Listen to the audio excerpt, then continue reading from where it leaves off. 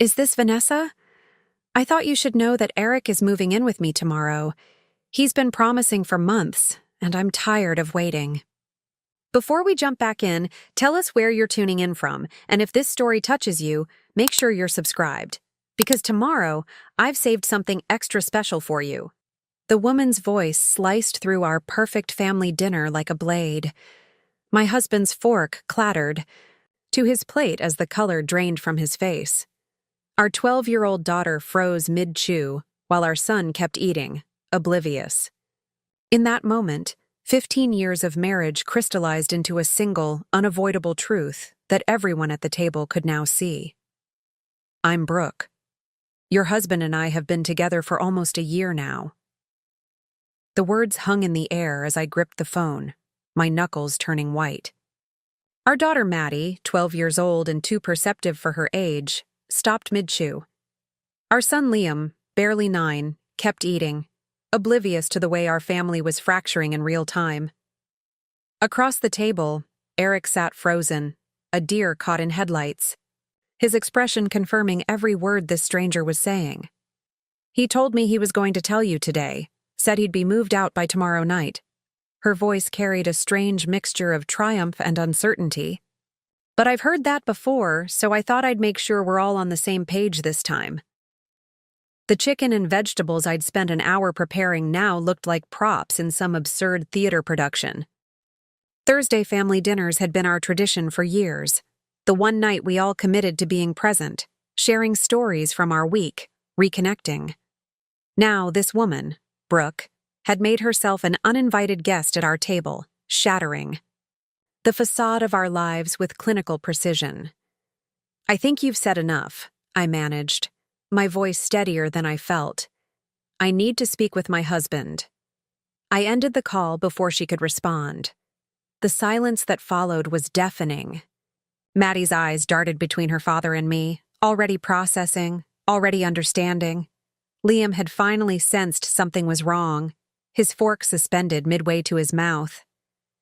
"Kids, please go upstairs for a bit," I said quietly. "Dad and I need to talk." "Mom," Maddie began, her face already crumpling. "Now please," I said, infusing my voice with a calmness I was far from feeling.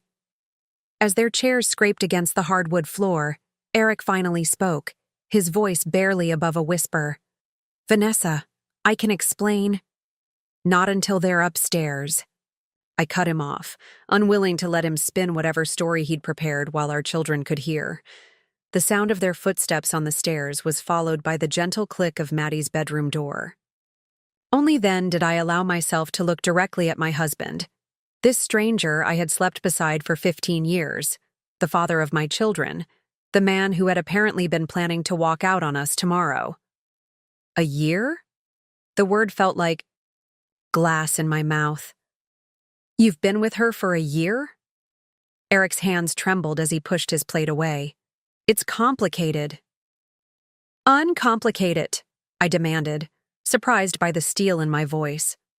"I didn't want you to find out this way," he said, running his hands through his graying hair I had watched change from dark brown over our years together. "I was going to tell you tonight, after dinner, when the kids were in bed." The absurdity of his concern for timing made something crack inside me. A laugh escaped my lips, sharp and humorless. "How considerate of you. And then what? You'd pack a bag and just disappear while they slept?" His silence was answer enough. The room seemed to tilt slightly as the full implications settled over me. Not just an affair. Those can be momentary weaknesses, regrettable mistakes. This was calculated. This was an exit strategy. This was Eric systematically constructing a new life while maintaining the appearance of commitment to ours. "How long have you been planning to leave?" I asked, needing to understand the scope of his deception. "Vanessa, does it matter? It's not working between us. It hasn't been for years." His tone had shifted from apologetic to defensive, as if my questions were somehow an unreasonable intrusion. "It matters to me," I said, my voice dropping dangerously low. "It matters to know how long my husband has been lying to my face. It matters to understand how much of our life together has been real and how much has been a convenient holding pattern while you arranged your escape. The kitchen clock ticked loudly in the ensuing silence. Through the bay windows, I could see our neighbors walking their dog, laughing together, completely unaware that just feet away, my world was collapsing like a house of cards. "Since Christmas," he finally admitted. "We've been talking about it since Christmas. 4 months. 4 months of holiday celebrations, parent-teacher conferences, weekend trips, and mundane Monday mornings. 4 months of I love yous that were apparently nothing but placeholders. 4 months during which I had actually thought we were doing better than we had in years." My mind raced backward, calculating. If they'd been together for a year and planning his departure for 4 months, that meant 8 months of active betrayal before he even considered leaving. 8 months of coming home to me after being with her. 8 months of lies stacked upon lies. The realization sent a wave of nausea through me. I gripped the edge of the dining table, steady myself against the vertigo of discovering your entire reality is counterfeit. "And Brooke," I said her name for the first time, tasting its bitterness. "Who is she? Where did you meet her?" Eric shifted uncomfortably. "She's a pharmaceutical rep. She comes to the hospital for meetings with the medical staff. Vanessa, I didn't plan for this to happen." The hospital, where he'd worked as an administrator for the past decade, where I'd dropped off forgotten lunches and met him for occasional date night dinners, where apparently he'd been cultivating a relationship significant enough to detonate our family. "Does she know about Maddie and Liam?" I asked, suddenly terrified by the thought of this woman knowing details about my children's lives. "Of course she does," Eric replied, sounding almost offended. "I'm not some deadbeat who's abandoning his kids." "No, you're just abandoning their mother," I shot back. "You're just dismantling their home, their security, their understanding of what family means." His jaw tightened. "I'm not happy, Vanessa. Haven't been for a long time. Don't the kids deserve a father who's happy?" The selfishness of his reasoning knocked the wind from me. Somewhere upstairs I could hear Maddie's music starting up, her usual method of drowning out our arguments. How many times had she done that, thinking she was escaping normal marital disagreements, not realizing her father was plotting his departure? "What they deserve," I said, fighting to keep my voice from breaking, "is a father they can trust. A father who doesn't sneak around building a life with someone else while pretending to be committed to them." I pushed back from the table, suddenly unable to remain seated across from him. The diamond ring on my left hand caught the light, and the weight of it felt unbearable. 15 years of promises encapsulated in a band of metal that apparently meant nothing to the man who had placed it there. "Where are you going?" Eric asked as I moved toward the stairs. "To check on our children, who just overheard that their father is moving out tomorrow." I paused at the base of the staircase, turning back to him. "Unless that too was a lie? Are you actually leaving tomorrow? Or was that just something you've been telling her to keep her happy?" His expression confirmed what I already suspected. I hadn't set a specific date. I was going to figure out the logistics after we talked. So even his mistress was being fed half-truths. There was something oddly validating in knowing I wasn't the only one being manipulated, though the revelation did nothing to dull the acute pain radiating through my chest. "Well, now you have a deadline," I said, surprising myself with the cold finality in my voice. "She's expecting you tomorrow. I suggest you start packing."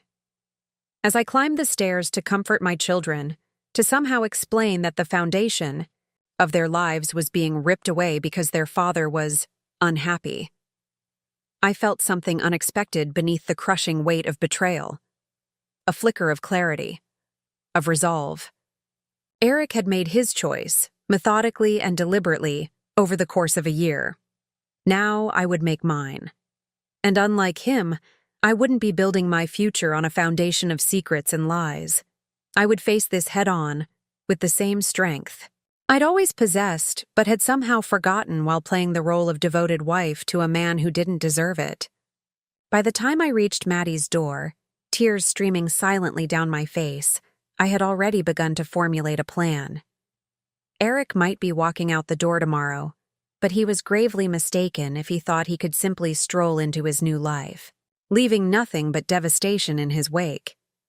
He would learn that betrayal comes at a cost I intended to ensure he paid in full.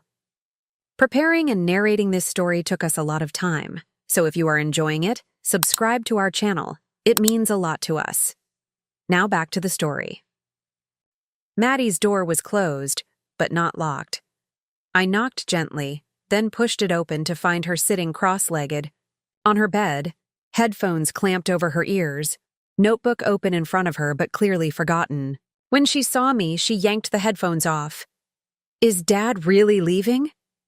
Her voice was small, her eyes large and glistening with unshed tears. I sat beside her, my own heart splintering as I tried to formulate an answer that wouldn't collapse, under the weight of the truth. "Yes, sweetheart, it seems that way." "For that woman, the one on the phone?" I nodded, unable to dress it up with platitudes. "Did you know? Before tonight?" Maddie's questions were direct, unsparing in their precision. She had always been this way, analytical, observant, unwilling to accept simplified versions of complex realities. "No," I whispered. "I didn't know." A tear slid down her cheek. "So he lied to you, to all of us." It wasn't a question, but I answered anyway. "Yes." She considered this, her 12-year-old mind grappling with adult deceptions. "How long have you and Dad been married?" 15 years in August, I said. The anniversary trip we'd discussed. Just last week, a weekend in the mountains, just the two of us, now revealed itself as another fiction he'd never intended to fulfill. "That's my whole life plus 3 years, Maddie said, as if calculating the exact measurement of the betrayal. "That's like forever." "It felt that way to me too," I admitted. She leaned into me then, her thin shoulders shaking with silent sobs. I wrapped my arms around her, rocking gently as I had when she was small. Over her head, I surveyed her room. The science fair ribbons pinned proudly to her bulletin board, the bookshelf overflowing with novels and field guides, the star chart Eric had helped her create last summer. So many moments, so many memories embedded in these 4 walls. "What's going to happen to us?" she finally asked, pulling back to search my face. "To this house? To our family?" The question bore down on me with crushing weight. What indeed? Our life wasn't just emotional connections and shared memories. It was a tangible physical infrastructure that Eric had now destabilized. This 4-bedroom colonial in the suburbs that we'd purchased 7 years ago, stretching our budget to get into the right school district. The mortgage with 23 years of payments remaining. The investment accounts for the kids' college. Funds. The joint checking and savings. The health insurance through Eric's job at the hospital. "I don't know all the details yet," I told her honestly. "But I promise you this. You and Liam are my priority. Whatever happens, I will make sure you're taken care of." She nodded, searching my face for reassurance I wasn't sure I could authentically provide. How could I promise stability when the foundation had just been ripped from beneath us? "Should I check on Liam?" she asked, her innate protectiveness of her younger brother surfacing even amid her own pain. "Let me do that," I said, kissing her forehead. "Try to get some rest if you can. We'll talk more tomorrow." As I crossed the hallway to Liam's room, the reality of what lay ahead began to solidify with terrifying clarity. Single parenthood, financial restructuring, legal battles, the emotional fallout that would ripple through our lives for years to come. I found Liam in his bed, blanket pulled up to his chin, eyes wide open staring at the ceiling decorated with the glow-in-the-dark stars Eric had meticulously arranged into accurate constellations. "Hey, buddy," I said softly, sitting on the edge of his bed. "Is Dad mad at us?" he asked immediately, his voice small and worried. The question pierced my heart. Of course that would be his interpretation, that he had somehow caused this catastrophe. "No, sweetheart, not at all. Dad loves you very much." I stroked his hair, choosing my words carefully. Sometimes grown-ups make decisions that have nothing to do with their children. This is one of those times. "But he's leaving. Maddie said he's leaving us for another lady." I silently cursed the thin walls of our home, the impossible task of shielding one child from information the other had already absorbed. "Dad and I are having some problems right now," I explained, the understatement of the century. "He's going to be staying somewhere else for a while." "With the lady on the phone?" His directness was disarming. "Yes," I admitted, seeing no point in fabricating a cover story he would eventually see through. Liam was quiet for a moment, processing. "Will I still see him?" "Of course you will," I assured him, though I had no idea what custody arrangements might eventually materialize from this wreckage. "You're his son. He loves you." Liam nodded, seemingly satisfied with this answer, though the tremble in his lower lip betrayed his continued distress. "Can you leave the hall light on tonight?" "Of course," I said, leaning down to kiss his forehead. "I love you, Liam, so much." "Love you too, Mom." As I left his room, leaving the door ajar and the hallway light on as promised, I was struck by the profound injustice of what Eric had done. Not just to me, a wife can recover from betrayal, can rebuild a life, but to these innocent children whose sense of security he had obliterated for his own selfish desires. Downstairs, I found Eric in his home office, phone pressed to his ear, speaking in hushed tones. He looked up guiltily when he saw me in the doorway. "I have to go," he said quickly into the phone, ending the call. "Brooke?" I asked, though I knew the answer. He nodded, having the decency to look ashamed. "She's upset. Says she didn't mean to blurt it out like that. She thought you already knew." "How convenient for both of you," I replied, my voice dripping with barely contained contempt. "Our children are upstairs trying to understand why their father is abandoning them. But please, by all means, comfort your mistress during her time of distress." Eric flinched at the word mistress. "It's not like that, Vanessa. Brooke and It's a real relationship." "A real relationship built on deceit," I countered. "How romantic." I moved into the office, my office too, where I ran my freelance graphic design business, where our family finances were organized, where the evidence of our intertwined lives was scattered across filing cabinets and bookshelves. "What were you planning to tell them?" I asked, gesturing upstairs. "Before your girlfriend accelerated the timeline?" Eric ran a hand through his hair, a nervous habit I'd once found endearing. "That I was going to be staying somewhere else for a while. That adults sometimes need space to figure things out." "Coward," I whispered. "You weren't even going to tell them the truth." "They're children, Vanessa." What was I supposed to say? "Hey, kids, Daddy's in love with someone else?" The casual way he referenced his love for this other woman sent a fresh wave of nausea through me. At least it would have been honest, something you clearly struggle with. I moved to the filing cabinet, yanking open the drawer that contained our important documents, birth certificates, social security cards, property deeds, insurance policies. "What are you doing?" Eric asked, alarm evident in his voice.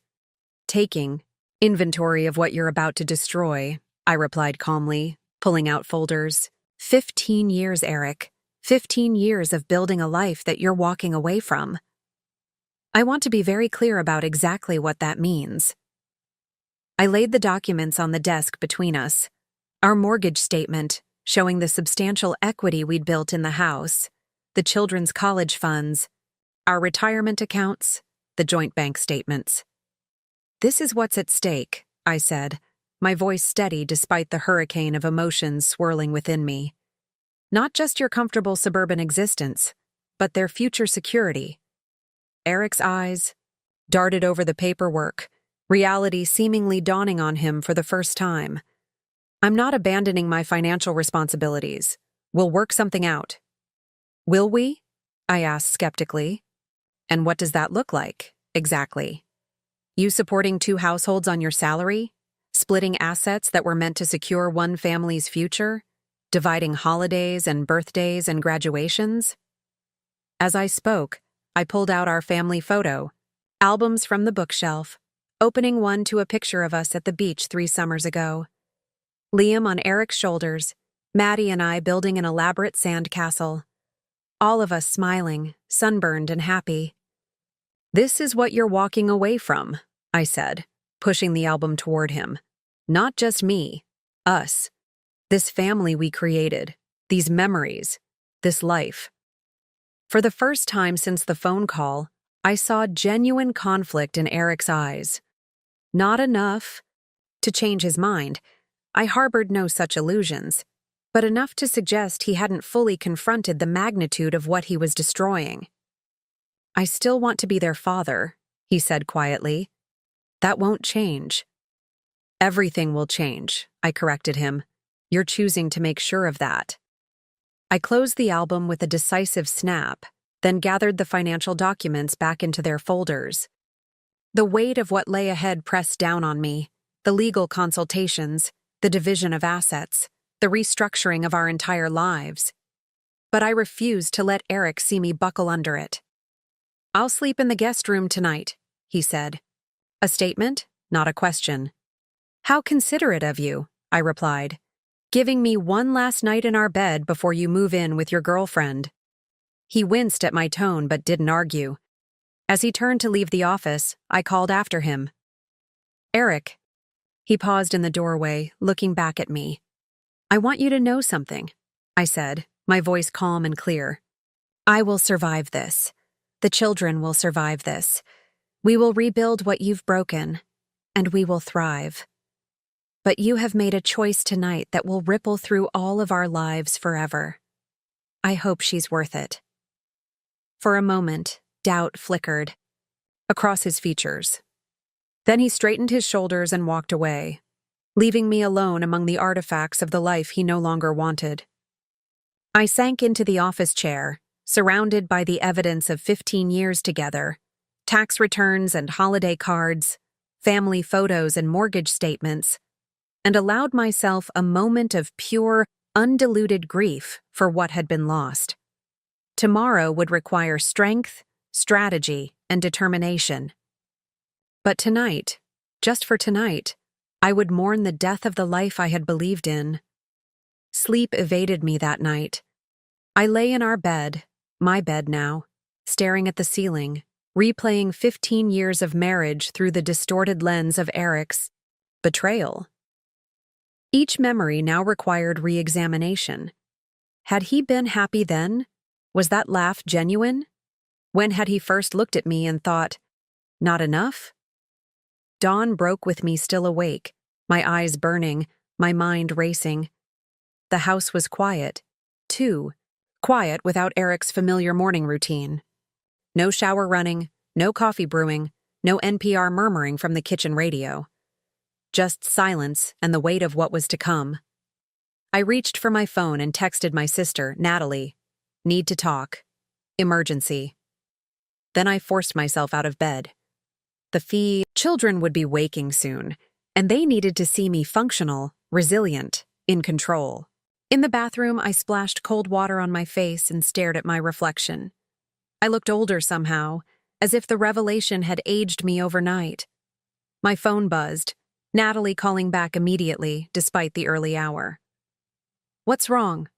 She asked without preamble, her voice thick with sleep but alert with concern. Eric's leaving me, I said, the words sounding surreal even as I spoke them. He's been having an affair for a year. What? The shock in her voice mirrored what I had felt just hours before. With who? How did you find out? Her name is Brooke. She's a pharmaceutical rep at the hospital. I sat on the edge of the bathtub, suddenly dizzy. She called during dinner last night, announced to all of us that he's moving in with her. Today. Oh my God, Vanessa. Natalie's voice dropped to a horrified whisper. The children heard? Everything, I confirmed. She didn't know we didn't know. Apparently, he's been telling her for months that he was leaving us. There was a long pause on the line. That manipulative bastard? Natalie finally said, her initial shock giving way to protective anger. I'm coming over. Give me an hour. Thank you, I breathed, relieved not to face the day alone. After hanging up, I stood under the shower until the hot water ran cold, letting it wash away my tears. By the time I emerged, dressed, and made my way downstairs, I heard movement from the guest room. Eric was up. I busied myself in the kitchen, starting coffee and preparing cereal for the kids. Normalcy, or at least its appearance, felt important this morning. Eric entered a few minutes later, looking as haggard as I felt. He'd clearly slept as poorly as I had. Morning, he said awkwardly, hovering in the doorway as if unsure of his welcome in what had been his kitchen just yesterday. I didn't respond, focusing instead on setting out bowls and spoons with mechanical precision. Vanessa, he tried again. We should talk about how to handle today, with the kids. I turned to face him, my expression deliberately neutral. You're still leaving today? He hesitated, then nodded. I think it's best. A clean break. Clean for whom? I asked coldly. Certainly not for Maddie and Liam. Before he could respond, my phone chimed with a text notification. I glanced down, expecting Natalie, but saw instead a number I didn't recognize. This is Brooke. I'm sorry about last night. I truly thought you knew. Can we talk? The audacity stole my breath. I showed the screen to Eric, whose face contorted with panic. She has your number too? I asked, a fresh wave of violation washing over me. I didn't give it to her, he said quickly. I swear. A horrible thought struck me.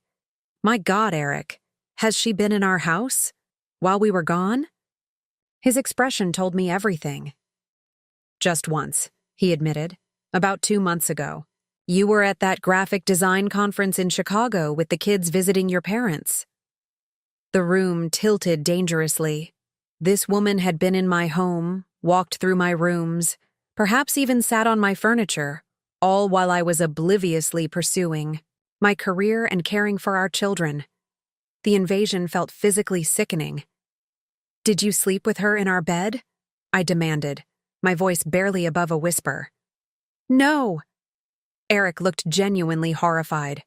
God, no. She wanted to see where I lived. She was curious. Curious, I repeated flatly. About the life you were planning to abandon. Eric ran his hands through his hair. It wasn't like that. She wanted to understand my world. Your world, I echoed. The one you built with me. The one you're destroying today. He looked away, unable to meet my gaze. I should start packing. Yes, I agreed coldly. You should. As he retreated upstairs, I stared at Brooke's message, considering how to respond.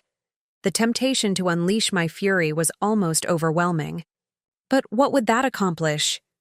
Instead, I blocked the number without replying. She didn't deserve access to me or my emotions. The front door opened then, and Natalie swept in, her energy filling the kitchen like a burst of oxygen. At 43, 2 years my senior, she had always been my fiercest protector, from playground bullies to my first heartbreak. Where is he? She demanded, dropping her purse on the counter and enveloping me in a tight hug. Upstairs, packing. My voice broke on the last word, and Natalie's arms tightened around me. Let me go up there and tell him exactly what I think of him, she growled. I shook my head. The kids will be up soon. I don't want them to see more conflict. Natalie reluctantly conceded, then guided me to sit at the kitchen table while she took over coffee making. Tell me everything. As I recounted the details, Brooke's call, Eric's admission of his year-long affair, his plans to leave, Natalie's expression darkened with each revelation. When I mentioned Brooke had been in our house, she slammed her mug down so hard coffee sloshed over the rim. That's breaking and entering, she fumed. He let her in, I corrected wearily. It's still a violation, Natalie insisted. Vanessa, have you checked your financial accounts, your credit cards, your joint savings? I blinked, taken aback by the question. No, why would I? Because men who lead double lives often finance them, she cut in grimly. I learned that from Caroline's divorce last year. Her husband had been siphoning money for months before he left. Cold dread pooled in my stomach. I hadn't even considered that possibility. Opening my laptop, I logged into our online banking portal, Natalie looking over my shoulder. Our checking account showed normal activity, bills paid, groceries purchased, the usual expenses of family life. But when I clicked on our joint savings account, intended for emergencies and major home repairs, the balance stopped me cold. That can't be right, I whispered. Where there should have been just over $42,000, money we'd been diligently saving for years, the account showed a balance of $17,893.24. With trembling fingers, I pulled up the transaction history. There. It was. A series of withdrawals over the past 6 months, ranging from $1,500 to $4,000, totaling nearly $25,000. Son of a bitch, Natalie breathed. He's been funding his escape. I stared at the screen, numb with shock. This wasn't just emotional betrayal anymore. This was financial sabotage. Eric had been systematically draining our savings while maintaining the facade of our normal. Huh, Mom? Maddie's voice came from the doorway. I quickly closed the laptop, forcing a smile. Morning, sweetheart. Aunt Natalie came to visit. Maddie wasn't fooled. Her eyes were red-rimmed from crying, her expression too mature for her 12 years. Is Dad still leaving today? Before I could answer, Eric appeared behind her, carrying a large suitcase. I'm going to load up the car, he said quietly, avoiding my gaze. Natalie's eyes narrowed dangerously. Kids, why don't you go have some cereal in the den and watch TV for a bit? The grown-ups need to talk. Maddie looked like she might protest, but then nodded, taking Liam's hand and leading him away. Once they were out of earshot, Natalie rounded on Eric. You stole from your family, she stated, her voice vibrating with controlled fury. Eric froze, his expression confirming his guilt before he could formulate a denial. What are you talking about? The savings account, I said, my voice surprisingly steady. $25,000, Eric. What did you do with it? He set the suitcase down slowly. It's not what you think. Then what is it? I demanded. Because it looks like you've been planning this departure for months, financing it with money we saved together. Eric's eyes darted between Natalie and me, calculating. I set it aside, he finally admitted. For expenses during the transition, lawyer fees, security deposit on a new place. I was going to tell you. When? Natalie interjected. After you emptied the account entirely? This isn't your business, Nat, Eric snapped. My sister and her children are my business, she fired back. Especially when someone is stealing their financial security. I stood up slowly, a strange calm settling over me. Put the money back, Eric. All of it. Today. Vanessa, be reasonable. I don't care what you need, I interrupted. My voice glacial. That money belongs to this family. The family you're abandoning. You will transfer it back before you leave this house, or I will call the police and report financial fraud. Eric blanched. You wouldn't do that. Try me, I challenged, meeting his gaze without flinching. The children's college funds better be untouched, too. I'll be checking those next. Something in my expression must have convinced him. After a tense moment, he nodded stiffly. Fine, I'll make the transfer. As he reached for his phone, I felt a shift inside me. A hardening, a crystallization of resolve. This was no longer just about a husband leaving his wife. This was about a calculated betrayal that extended beyond the emotional into the practical foundations of our life. Eric hadn't just broken my heart. He had deliberately undermined our family's security. In that moment, watching him reluctantly transfer back funds he had secretly diverted, I knew with absolute clarity that this would not be the amicable, dignified separation he clearly envisioned. This would be a reckoning. And I was just beginning to understand how much there was to reckon with. After confirming that Eric had transferred the money back to our joint savings account, I felt a curious sense of detachment wash over me. The initial shock had given way to something colder, more calculated. I watched him moving around the house, gathering his possessions, and realized I was observing him as if he were a stranger, which, in many ways, he now was. I need to get the kids ready for school, I announced, my voice steady. Natalie, can you stay and make sure everything here is taken care of? My sister nodded, understanding my unspoken request to monitor Eric's departure. Of course. I took the day off. I'm not going anywhere. Eric looked between us, frowning. The kids shouldn't go to school today, not with everything that's happening. What's happening is their father is leaving, I replied evenly. That's no reason to disrupt their education as well as their home life. Vanessa, be reasonable.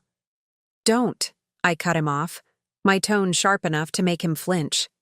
Don't tell me what's reasonable when you've been lying to all of us for a year. Before he could respond, I turned and headed upstairs to find the children. Maddie was in her room, already dressed in jeans and a hoodie, her backpack packed. Beside her, always the organized one, even in crisis. We're still going to school? She asked, her expression unreadable. Yes, I confirmed. I think routine is important right now. She nodded slowly. So Dad can leave while we're gone. Is that the plan? Sometimes I forgot how perceptive she was, how little got past her. Partly, I admitted, but also because I need some time to think, and I can do that better knowing you're safe at school, doing normal things.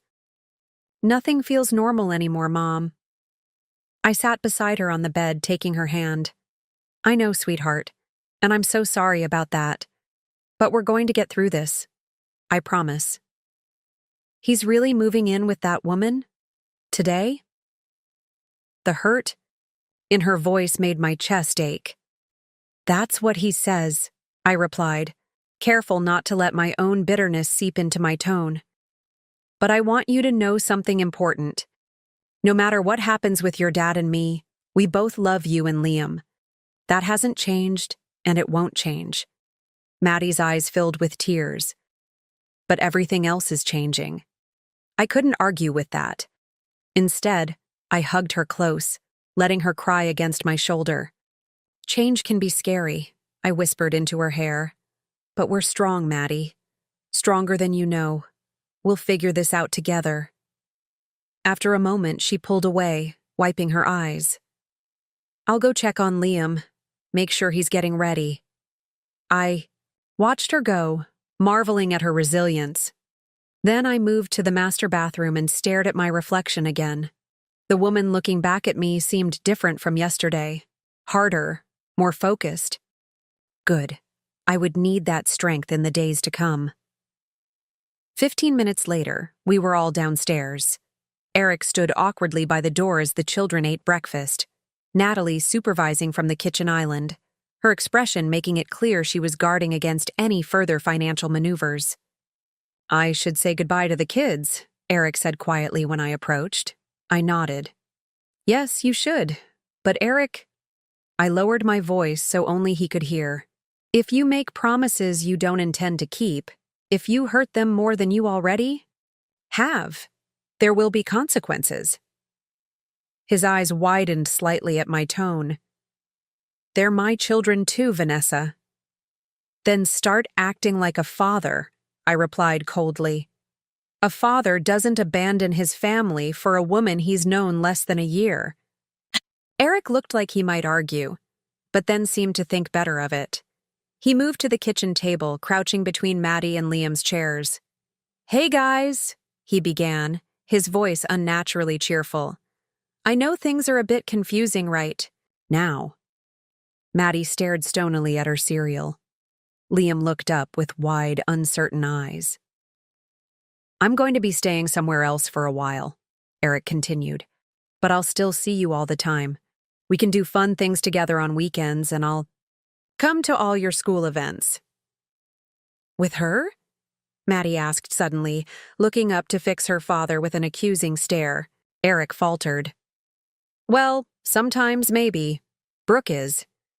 She's going to be part of my life now, and I hope someday you'll get to know her." "I don't want to," Maddie interrupted flatly. "I don't want to know the person who broke up our family." Eric glanced at me, as if expecting me to intervene, to soften Maddie's stance. I remained silent. These were her feelings, valid and raw. I wouldn't police them to make him more comfortable. "Maddie, it's more complicated than that," Eric tried again. "Sometimes adults, their feelings change. That doesn't mean I don't love you and Liam with all my heart." "If you loved us, you wouldn't leave," Liam said quietly, his lower lip trembling. The simplicity of the statement hit like a physical blow. Eric looked stricken, clearly unprepared for such direct confrontation from his 9-year-old son. "Buddy, that's not true," he protested. "I do love you, so much, and we'll still have lots of time together." "When?" Liam demanded. "After school? On weekends? When we get sick? Will you still come to my baseball games?" "Of course I will," Eric assured him.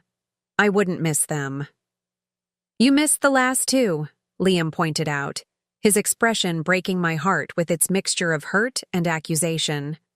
"You said you had to work late." The realization struck us, both simultaneously. Those late nights at the hospital had likely been spent with Brooke. Eric had already been choosing her over his children's activities. "I'll be there for the next one," Eric promised, his voice strained. "I swear." "Time for school," I interjected, unable to watch this painful exchange continue. "Go brush your teeth and grab your backpacks." The children slid from their chairs, Maddie taking Liam's hand as they headed upstairs. Once they were out of earshot, I turned to Eric. "You've been missing their events for her," I stated, not a question but an indictment. Eric had the grace to look ashamed. "Not all of them, just sometimes." "Those moments matter, Eric. They're children. They notice who shows up for them, and who doesn't." "I know that," he snapped, defensive now. "I don't need parenting advice from you." "Clearly you need it from someone," Natalie interjected from her position at the island. "Since you're failing spectacularly at the moment." Eric glared at her. "Natalie, with all due respect." "You haven't earned any respect," she cut in. "Not after what you've done." I raised a hand, stopping their brewing argument. "Not now. Not with the kids upstairs." I turned to Eric. "When will you be back for the rest of your things?" He seemed taken aback by the practical question. I'm not sure. Maybe this weekend?" "Fine. Text me first. I'd prefer the children not be here." "Vanessa." He started, then stopped, seemingly unsure what to say. "I know this isn't how either of us wanted things to end." A laugh escaped me, sharp and humorless. "Don't pretend to know what I want." "Eric, you forfeited that right when you started sleeping with a pharmaceutical rep while telling me you were working late." His face flushed with anger or embarrassment. I couldn't tell which and didn't care. "This isn't productive." "No," I agreed coldly. Neither was our marriage, apparently. The sound of footsteps on the stairs signaled the children's return. Eric straightened, composing his expression into something resembling fatherly concern. He hugged each child, making more promises about calls and visits that I silently catalogued, knowing I would hold him to every single one. As I walked them to the car for the drive to school, I could feel Eric watching from the doorway. Neither child looked back at him. The school drop-off was a blur. I maintained a facade of normalcy, smiling and waving to teachers, exchanging pleasantries with other parents. No one needed to know that my life had imploded less than 12 hours ago. The children seemed to take their cue from me, going through the motions of their morning routine with admirable composure.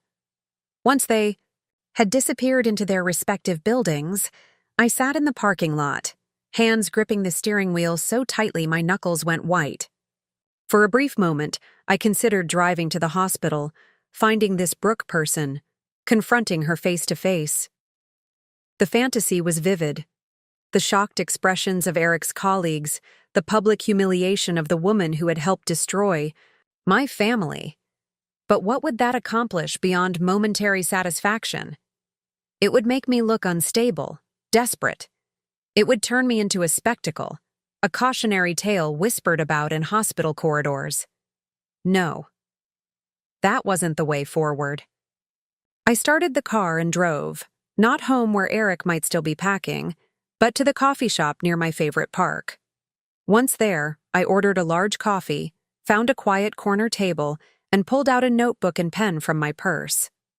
Think, Vanessa, I murmured to myself. Don't react. Plan. On the blank page, I began to list everything I knew. Eric has been having an affair with Brooke for approximately 1 year. He has been planning to leave for at least 4 months. He withdrew $25,000 from our joint savings without my knowledge. He has allowed Brooke into our home at least once. He has been missing children's events to spend time with her. Then I made a second list of what I needed to know. What is our exact financial situation? What are my legal rights regarding the house, custody, assets? How much has Eric told Brooke about our personal lives? Are there other accounts or assets I don't know about? And finally, a third list of immediate actions. Contact a divorce attorney. Secure copies of all financial records. Change passwords on personal accounts. Establish clear boundaries for Eric's contact with the children.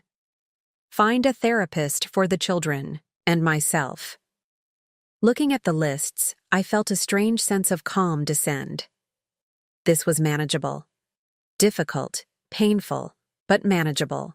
By breaking down the overwhelming situation into concrete problems with specific solutions, I had given myself a roadmap through the chaos. My phone buzzed with a text from Natalie. He's gone. Took about 6 suitcases and his computer. I'm still here. You okay?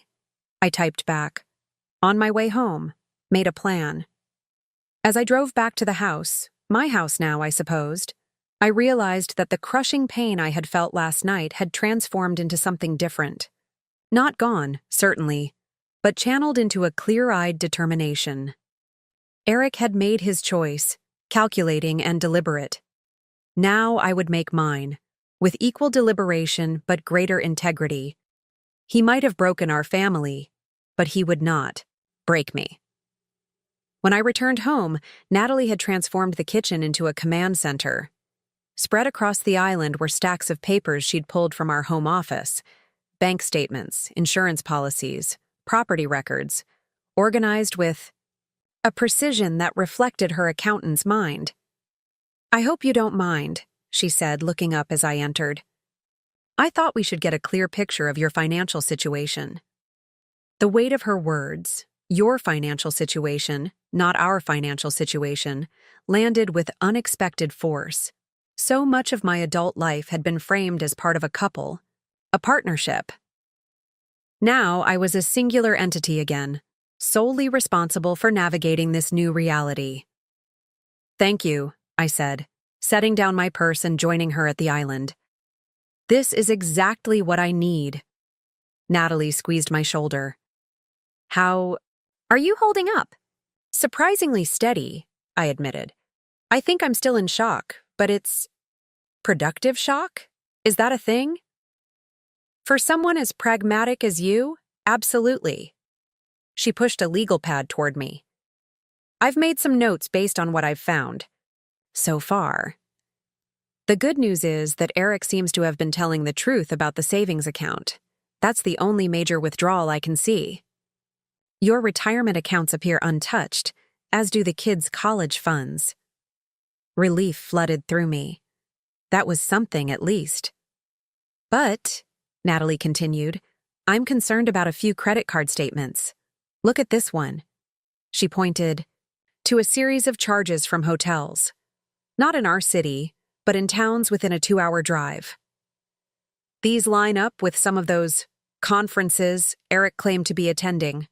The charges are all for 2-night stays. My stomach twisted. So, he was taking her on weekend getaways while telling me he was at medical administration conferences. Natalie nodded grimly. And charging it to your joint credit card. You've been helping finance his affair. The violation was layered, each revelation peeling back another level of betrayal. Not only had he been unfaithful, but he'd used our shared resources to facilitate it. Resources that I had contributed to through my freelance design work. The mortgage is in both your names, Natalie continued, moving to another stack of papers. And based on these property tax records, you've built up about $180,000 in equity since you bought the place. In a divorce, that would typically be split equally. The word divorce hung in the air, concrete and inevitable. Until that moment, I hadn't consciously thought of the legal term for what was happening, but of course, that's where this was heading. My marriage was over. I needed to formalize its dissolution. I need a lawyer, I said, voicing the thought. Aloud. Already on it, Natalie replied. I called Rachel. Rachel Williams was a friend from Natalie's college days who had become one of the city's most respected divorce attorneys. Known for her ruthless efficiency, she specialized in cases involving infidelity and financial misconduct. She can see you tomorrow morning at 9, Natalie added. I hope that's okay. I thought moving quickly was important, especially given everything. It's perfect, I said gratefully. Thank you for thinking of that. Of course. Natalie's expression softened. You need a team, Vanessa. No one should go through this alone. Her words reminded me of something else I'd decided in the coffee shop. I'm going to call Patricia, too. Patricia Miller had been my closest friend since we met in a prenatal yoga class, while both pregnant with our first children. She was loyal, discreet, and unfailingly honest, qualities I desperately needed right now. Good idea, Natalie agreed. The more support, the better. And she hesitated slightly. What about Mom and Dad? Should we tell them? I winced at the thought. Our parents, married for 47 years, had always adored Eric. They would be devastated by this news, and their disappointment would add another layer of emotional complexity I wasn't sure I could handle yet. Not yet, I decided. Let me get through. The initial legal consultation first. Figure out what I'm dealing with. Then I'll call them. Natalie nodded, understanding. Your call, but don't wait too long. News like this has a way of traveling. I pulled out my phone and texted Patricia. Need to talk ASAP. Something's happened. Can you come by tonight after the kids are in bed? Her response was immediate. Of course. Everything okay? I stared at her question, unsure how to answer. Nothing was okay, and yet I was functioning, breathing, planning. No, I finally replied. But I will be. 8:30? I'll be there, came the quick response. With that arranged, I turned back to the financial documents, focusing my attention on understanding exactly what resources I had at my disposal. The house was our most significant asset, followed by retirement accounts and the children's college funds. My freelance graphic design business had been growing steadily over the past few years, but still provided only supplemental income to Eric's hospital administrator salary. I need to increase my client base, I mused, thinking aloud. If I'm going to support the kids on my own. One step at a time, Natalie cautioned. First, let's secure what you already have. Rachel will help with that part. We spent the next hour organizing documents, making copies of important papers, and creating a comprehensive inventory of assets. By the time we finished, it was nearly time to pick up the children from school. I'm coming with you, Natalie announced when I grabbed my car keys. You don't have to do that, I protested. I know I don't have to. I want to. Besides, those kids could use a little extra love today. I couldn't argue with that. The school pickup went as smoothly as could be expected under the circumstances. Both children were subdued but composed. Liam brightened considerably when he saw Natalie in the car, immediately launching into a story about the classroom guinea pig that had escaped during science period. Aunt Natalie, are you staying for dinner? He asked as we drove home. If that's okay with you guys, she replied, glancing at me for confirmation. More than okay, I assured her. In fact, Aunt Natalie might be staying with us for a few days. Would you like that? Liam nodded enthusiastically. Maddie in the front passenger seat gave me a knowing look. Because of Dad leaving, she stated flatly. I met her gaze steadily. Yes. I thought it would be nice to have her around while we adjust to the changes. Maddie considered this, then nodded. Good. I'm glad you won't be alone. Her maturity both impressed and concerned me. 12 was too young to be worrying about a parent's emotional well-being. I'm not alone, I said gently. I have you and Liam. That's different, she replied with that disconcerting wisdom. We're kids. You need grown-up support. From the back seat, Natalie caught my eye in the rearview mirror, her expression saying what we were both thinking. Maddie was processing this with remarkable insight, but would need careful attention in the days ahead. Back home, we fell into a routine that felt almost normal. Homework at the kitchen table, dinner preparation, casual conversation about school events and upcoming projects. If not for the conspicuous absence of Eric and the undercurrent of tension, it might have been any ordinary afternoon. After dinner, as the children retreated to their rooms for pre-bedtime activities, I found myself standing in the master bedroom, staring at Eric's side of the closet. Though he had taken several suitcases worth of clothing, much remained, suits, hanging neatly, dress shoes lined up on the rack, casual wear folded in drawers. The physical remnants of his presence felt like a taunt. Without conscious thought, I began pulling items from hangers. Expensive suits he'd bought for hospital fundraisers, designer shirts I'd gifted him for birthdays and Christmases. Soon a pile formed on the bed, growing larger as I methodically emptied his side of the closet. What are you doing? Natalie asked from the doorway, watching with raised eyebrows. Reclaiming my space, I replied, not breaking rhythm as I pulled another suit from its hanger. If he wants to live with Brooke, he can keep his possessions with Brooke. Natalie stepped into the room, surveying the heap of clothing. Want some boxes? I saw some in the garage from that furniture delivery last month. Perfect. Together, we worked silently, folding and packing Eric's remaining clothes, toiletries, books, and personal effects.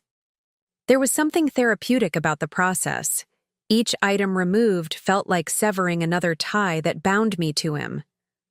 What about his drawer in the nightstand? Natalie asked, pointing to his side of the bed. I opened it cautiously, half expecting to find more evidence of betrayal.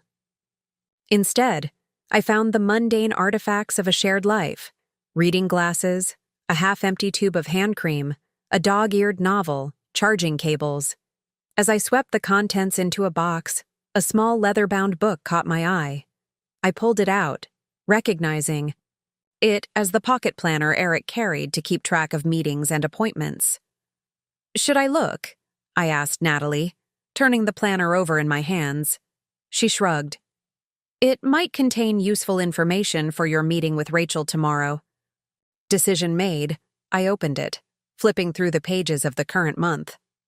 Most entries were benign: board meetings, staff evaluations, doctor's appointments for the children.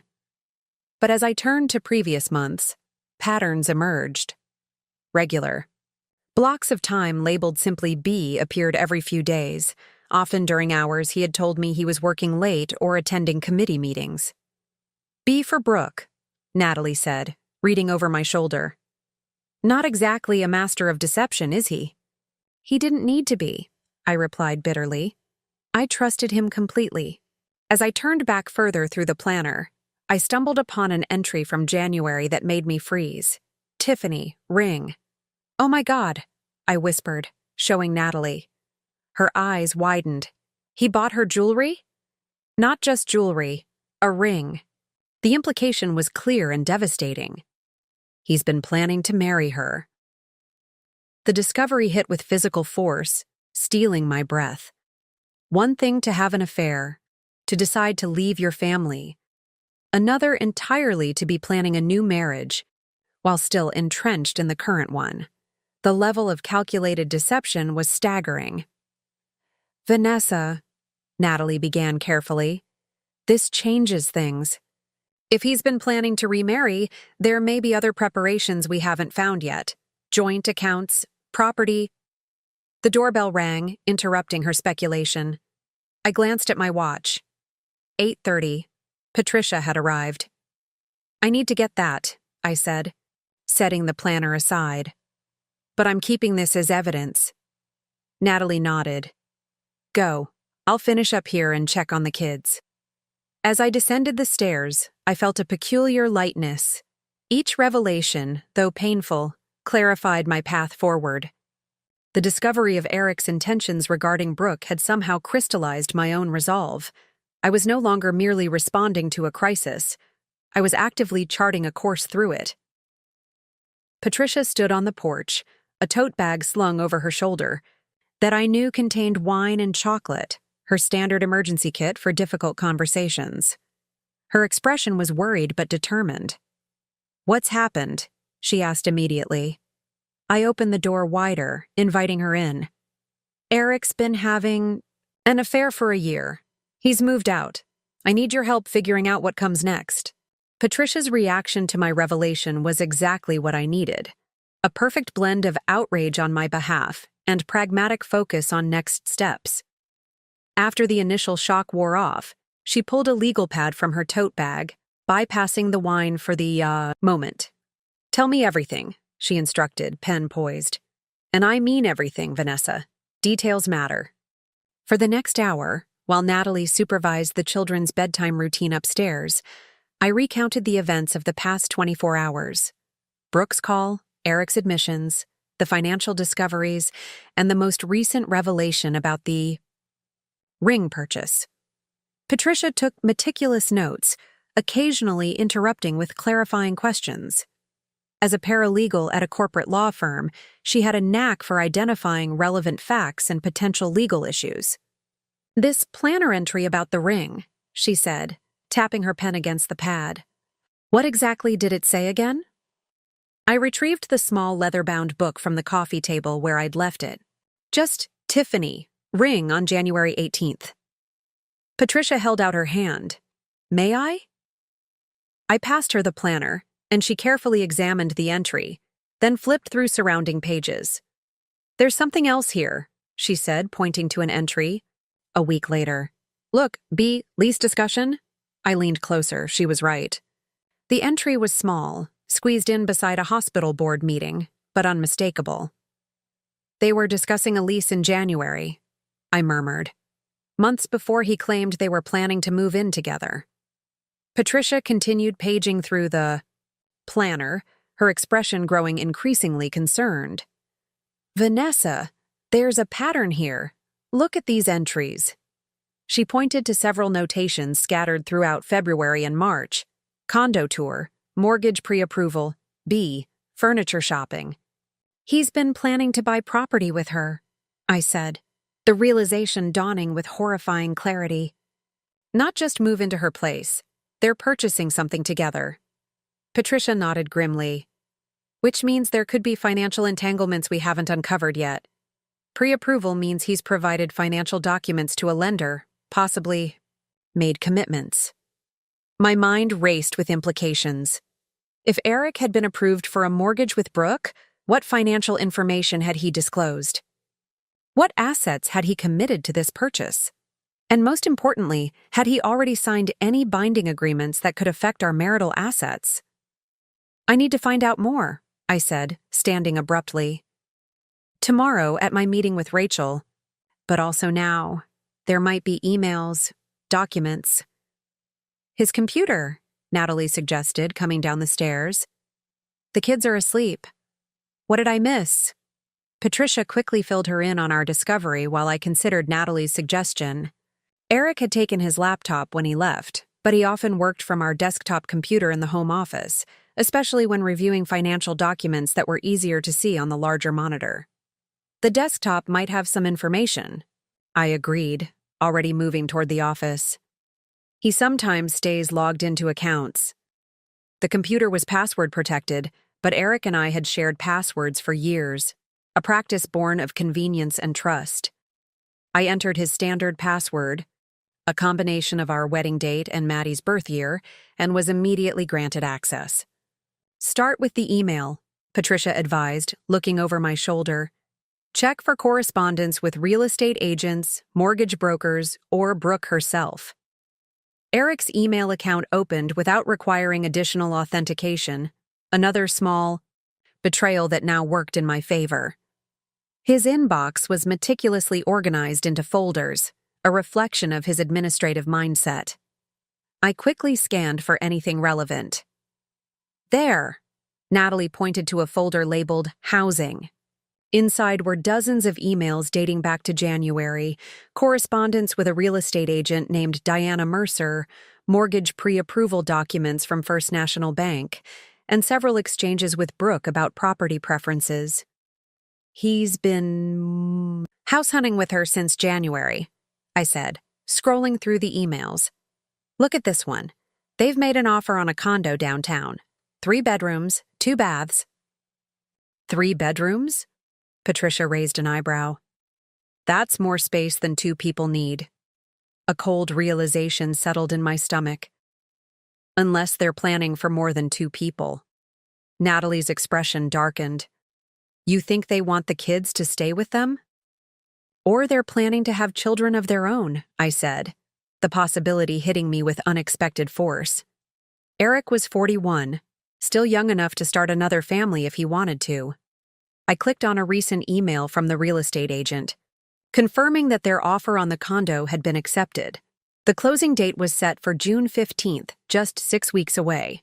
He's buying property while still legally married to you, Patricia noted. That's significant from a legal standpoint. In this state, any property acquired during marriage is generally considered marital property, regardless of whose name is on the deed. So, even if he buys this condo with Brooke, I might have a claim on it? I asked, trying to understand the implications. Potentially, Patricia nodded. It depends on several factors, including the source of the funds. But this is definitely something Rachel needs to know about tomorrow. I continued searching through the email folder, discovering a draft purchase agreement that Eric had apparently downloaded but not yet signed. Opening the PDF revealed more disturbing details. The purchase price was $685,000, with a down payment of $137,000. That's a substantial down payment, Natalie observed. Where is he getting that kind of money? We all knew the answer before. I even checked. Eric's retirement account, an investment portfolio he'd been building for years alongside his hospital pension, had recently been valued at just over $450,000. The only way he could make a down payment that size would be by withdrawing from that account. He's planning to raid his retirement, I said, the pieces falling into place. That's why he didn't touch it when he was taking money from the savings account. He's saving it for this purchase. Early withdrawal would trigger penalties and taxes, Natalie pointed out, her accountant's mind automatically calculating the financial impact. He'd lose at least 30% to taxes and penalties. It's a financially reckless move. Reckless seems to be his current operating mode, I replied bitterly. I continued exploring the computer, checking browser history and downloaded files. In a folder labeled Personal, I found more evidence of Eric's plans, a spreadsheet tracking joint expenses with Brooke, including her contributions to what appeared to be their shared financial goals.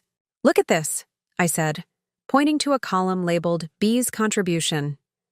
The entries showed regular transfers from Brooke to an account number I didn't recognize. She's been sending him money for months. Patricia leaned closer. That's not a joint account you share with him, is it? No. Our accounts all start with different numbers. So he's opened a separate account to receive money from her, Patricia concluded. Again, something Rachel needs to know about. The more we uncovered, the more evident it became that Eric's betrayal extended far beyond the emotional realm into calculated financial deception. He had been systematically establishing a parallel financial life, hidden from me but intricately connected to our marital resources. We should document all of this, Natalie suggested, already reaching for her phone to take pictures of the screen. Email yourself copies of anything important. For the next hour, we methodically combed through Eric's digital footprint on the shared computer, downloading emails, taking screenshots of bank account information, saving copies of the purchase agreement and mortgage pre-approval documents. Every discovery added another layer to the picture of Eric's duplicity. Beyond the financial revelations, there were personal ones that cut just as deeply. In his photo library, I found dozens of pictures of Eric and Brooke together, at restaurants, on weekend trips, even at what appeared to be her family's holiday gathering. The timestamps confirmed they dated back to last spring, almost exactly, when he claimed their relationship had begun. He took her to meet his parents, I said numbly, opening a photo from March that showed Eric and Brooke with his mother and father at their lakeside cottage. He told me he was going alone to help them open the place for the season. The betrayal felt fresh again, raw and personal. My in-laws of 15 years, people who had sent me birthday cards and Christmas gifts, who had cradled my newborn children, had met the woman who was destroying their son's marriage and said nothing to me. Did they know? Patricia asked gently, that he was still married? They must have, I replied, the hurt evident in my voice. Unless he lied to them, too. The possibility that Eric had deceived his own parents seemed both unlikely and entirely possible given everything else we'd discovered. The man who had methodically constructed this double life had proven himself capable of extraordinary deception. As midnight approached, exhaustion began to set in. We had compiled a substantial dossier of evidence, financial records, emails, photographs, calendar entries, all documenting Eric's year-long campaign to establish a new life while maintaining the facade of our marriage. I think we've done enough for tonight, Patricia said, noticing my fatigue. You need rest before your meeting with Rachel tomorrow. She was right. My mind was beginning to fog with the emotional and intellectual exertion of the past hours. But there was one more place I needed to check before I could stop for the night. I want to look at his text messages, I said, pulling out my phone. While we didn't share devices, our family plan included a feature that backed up text messages to our cloud account, another convenience that now served a different purpose. Logging into the account, I navigated to Eric's message history. At a first glance, there was nothing unusual. Conversations with colleagues, logistical exchanges with me about the children, group chats with friends. But when I searched specifically for Brooke's number, which I'd identified from the blocked call on my phone, hundreds of messages appeared. He deleted these from his phone, I realized, but forgot they would still be in the cloud backup. The messages painted a vivid picture of their relationship's evolution, from flirtatious workplace interactions to explicit exchanges about their future together.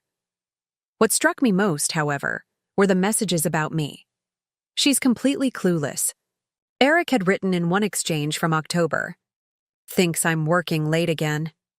If only she knew what I was really doing." The mockery in his tone was unmistakable, the cruel satisfaction of deceiving someone who trusted him completely. "That bastard," Natalie whispered, reading over my shoulder. He was enjoying the deception. I couldn't deny the evidence before me. Eric hadn't just fallen in love with someone else and struggled with how to end our marriage. He had reveled in the duplicity, finding pleasure in maintaining the lies that were slowly destroying our family's foundation. "I think I've seen enough," I said quietly, setting the phone down. The depth of his betrayal was becoming an abyss I couldn't continue to explore tonight. Patricia squeezed my shoulder. "You've done good work, Vanessa. Really good work. Rachel will have everything she needs to protect you and the kids." As they helped me organize the evidence we'd gathered into a folder for tomorrow's meeting, I felt a strange sense of accomplishment amid the pain. In just 24 hours, I had moved from shocked victim to informed strategist. I understood. What I was facing now, not just the end of my marriage, but a calculated attempt to divert resources from my children's future to Eric's new life.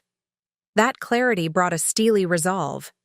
Eric might have chosen deception, but I would choose transparency. He had operated in shadows. I would stand in the light. Most importantly, he had prioritized his desires over our children's well-being, a miscalculation he would soon regret. As I finally fell into bed that night, exhausted but focused, I knew that tomorrow would mark the beginning of a new phase in this unwanted journey. Armed with information and supported by loyal allies, I would meet with Rachel and begin the formal process of untangling my life from Eric's web of lies. The game he didn't know he was playing was about to change dramatically. And I intended to win. The law offices of Williams, Draper & Associates occupied the 20th floor of a sleek downtown building with views of the city skyline. As I stepped off the elevator, clutching my folder of evidence, I felt simultaneously underprepared and oddly empowered. Less than 48 hours had passed since Brooke's phone call had shattered my reality. Yet here I was, taking concrete steps to rebuild from the ruins. Rachel Williams greeted me in the reception area herself, a courtesy I suspected had more to do with her friendship with Natalie than standard protocol. Tall and impeccably dressed in a charcoal suit, she projected exactly the blend of authority and composure I needed in that moment. "Vanessa," she said warmly, extending her hand. "I'm so sorry about the circumstances, but I'm glad you reached out quickly. Come to my office." Her corner suite was elegant, but not ostentatious, with floor-to-ceiling windows and a conference table where she gestured for me to sit, rather than across from her at her imposing desk. It was a subtle touch that immediately put me at ease. We would be partners in this process, not supplicant in authority. "Natalie mentioned some of the basics," Rachel began once I was settled. "But I'd like to hear everything directly from you. Start from the beginning, and don't worry about whether something seems legally relevant. I'll sort that out." For the next 45 minutes, I methodically recounted the events since Brooke's call, including all the information we had gathered from Eric's planner, emails, and financial records. Rachel took notes on a legal pad, occasionally asking clarifying questions but mostly listening with focused attention. When I finished, she set down her pen and looked at me with a mixture of sympathy and professional assessment. "First of all, I want to acknowledge how difficult this must be. The abrupt discovery of infidelity is traumatic under any circumstances, but the calculated nature of Eric's deception adds another dimension entirely." I nodded, appreciating her validation without wanting to dwell on it. "What I need to know is where I stand legally. What can I do to protect myself and my children?" Rachel smiled slightly. "That's exactly the right question. And fortunately, based on what you've told me and the evidence you've gathered, you're in a stronger position than many clients who walk through my door." She opened a sleek laptop and began typing notes as she outlined our options. "In this state, we have no-fault divorce as the standard. But there are circumstances where fault can be relevant to financial settlements and custody arrangements. Eric's financial deception, particularly the removal of funds from joint accounts, and the apparent attempt to purchase property during the marriage without your knowledge, could potentially impact how assets are divided. What about the children? I asked, my primary concern always returning to Maddie and Liam. He mentioned wanting them to visit his new place, presumably with Brooke there. Rachel's expression grew more serious. Custody and visitation will be a separate but related issue. Courts generally favor arrangements that maintain relationships with both parents, but they also consider factors like stability and the children's best interests. The sudden disruption Eric has caused could be relevant, as could any evidence that his relationship with Brooke might negatively impact the children. She turned her laptop toward me, showing a document she had begun outlining. Here's how. I suggest we proceed. First, we need to file a petition for divorce that clearly establishes your position. Given what you've discovered about the real estate purchase, I recommend we also file for an emergency injunction to prevent Eric from making major financial moves that could affect marital assets. The clinical terminology made everything feel more real, but also more manageable. This wasn't just emotional chaos, it was a legal process with established steps and protocols. Second, Rachel continued, we should request a detailed financial disclosure from Eric. Even though you've uncovered significant information already, a formal disclosure under oath will ensure we have a complete picture. If he fails to disclose assets or accounts we know exist, it strengthens our position considerably. I nodded, absorbing her recommendations. And custody? We'll file for temporary custody orders that maintain the children's primary residence with you in the family home. Given that Eric has already moved out and established residence elsewhere, this approach has a strong chance of success. We can propose a visitation schedule that allows the children regular contact with their father, while minimizing disruption to their routines. She paused, studying my expression. How do you personally feel about Eric's continued involvement with the children? Setting aside legal strategies for a moment. The question caught me off guard. Despite everything, I hadn't considered trying to limit Eric's relationship with Maddie and Liam. They need their father, I said finally. I'm angry with him, but I wouldn't use the children as weapons. That said, I'm concerned about Brooke's role in their lives. They've just learned their family is being torn apart because of her relationship with their father. Being forced to spend time with her immediately seems traumatic. Rachel nodded approvingly. That's a balanced perspective that courts appreciate. We can request that initial visitation take place without Brooke present, giving the children time to adjust to the new circumstances. Judges often grant such provisions, at least temporarily. She turned back to her laptop, continuing to outline our strategy. In addition to these immediate steps, we need to think about longer-term financial security. Based on what you've told me about your career and income disparity with Eric, we should pursue spousal support in addition to child support. The length of your marriage and your role supporting his career while caring for the children strengthen that claim considerably. For the next hour, we delved into the specifics of divorce proceedings, timelines, documentation requirements, potential challenges Eric might raise, and counter strategies. Rachel was thorough but efficient, translating complex legal concepts into actionable steps I could understand. There's one more thing we should discuss, she said as our consultation neared its end. The condo purchase Eric is pursuing with Brooke. The timing presents both a challenge and an opportunity. I leaned forward, intrigued. How so? The purchase agreement isn't signed yet, but the closing date is set for June 15th. That's likely before any divorce proceedings would be finalized, which means any property acquired is technically still marital property. She tapped her pen thoughtfully against the table. If Eric proceeds with the purchase, you potentially have a claim on that asset.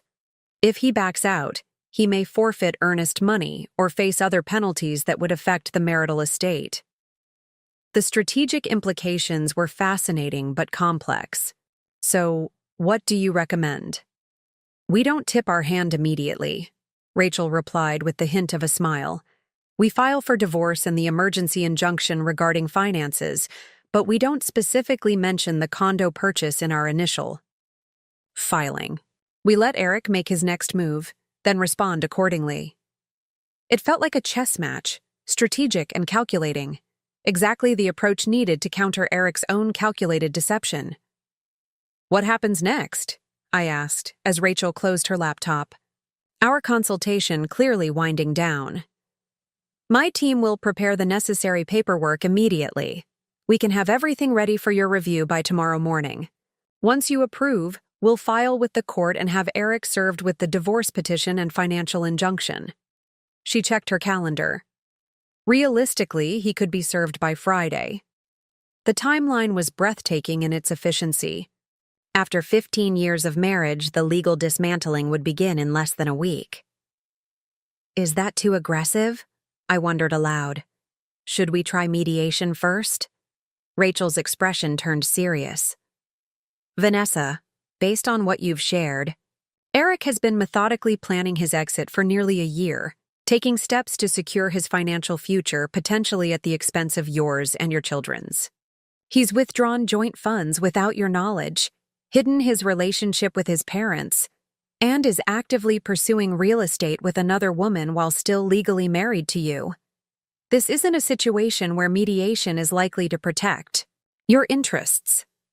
Put like that, the path forward seemed clear. You're right. Let's proceed. As I gathered my belongings to leave, Rachel handed me a sleek business card. This has my direct line and personal cell number. Don't hesitate to call with any questions or concerns, day or night.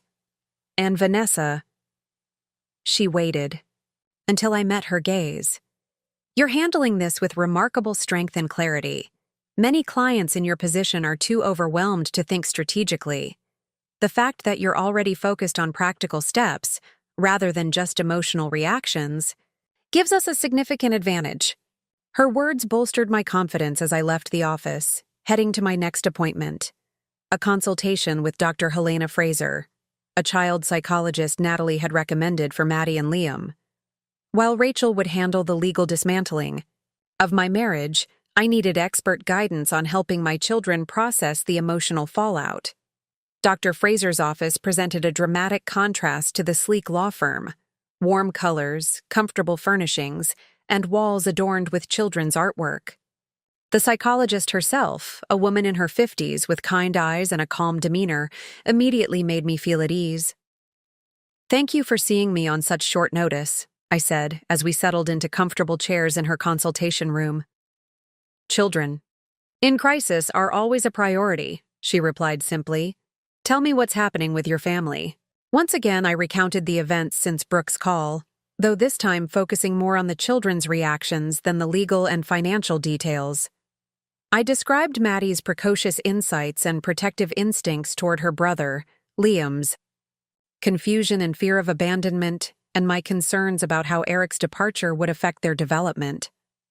Dr. Fraser listened attentively, occasionally making notes. What you're describing is a traumatic disruption to their sense of security, she said when I finished.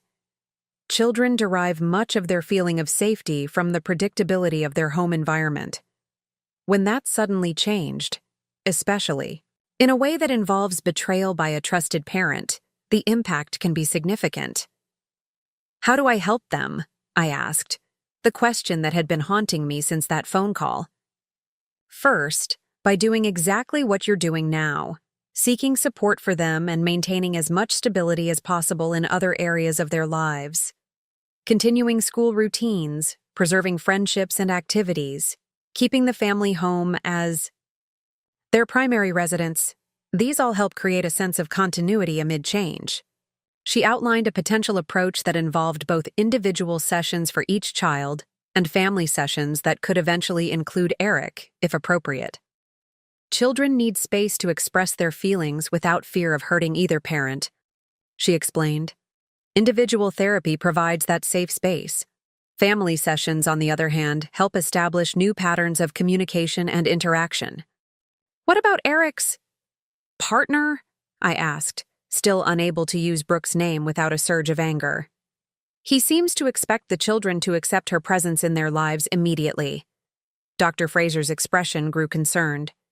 That would be inadvisable from a psychological perspective.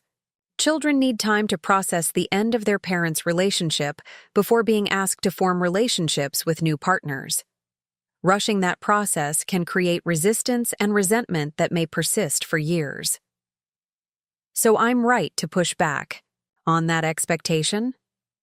Absolutely. In fact, I'd be happy to provide a professional recommendation to that effect if it would be helpful in your legal proceedings. By the time I left Dr. Fraser's office, I had scheduled initial appointments for both children and armed myself with resources on helping them navigate divorce. The combination of legal and psychological strategies gave me a roadmap through the chaos. Not an easy path, certainly, but a navigable one.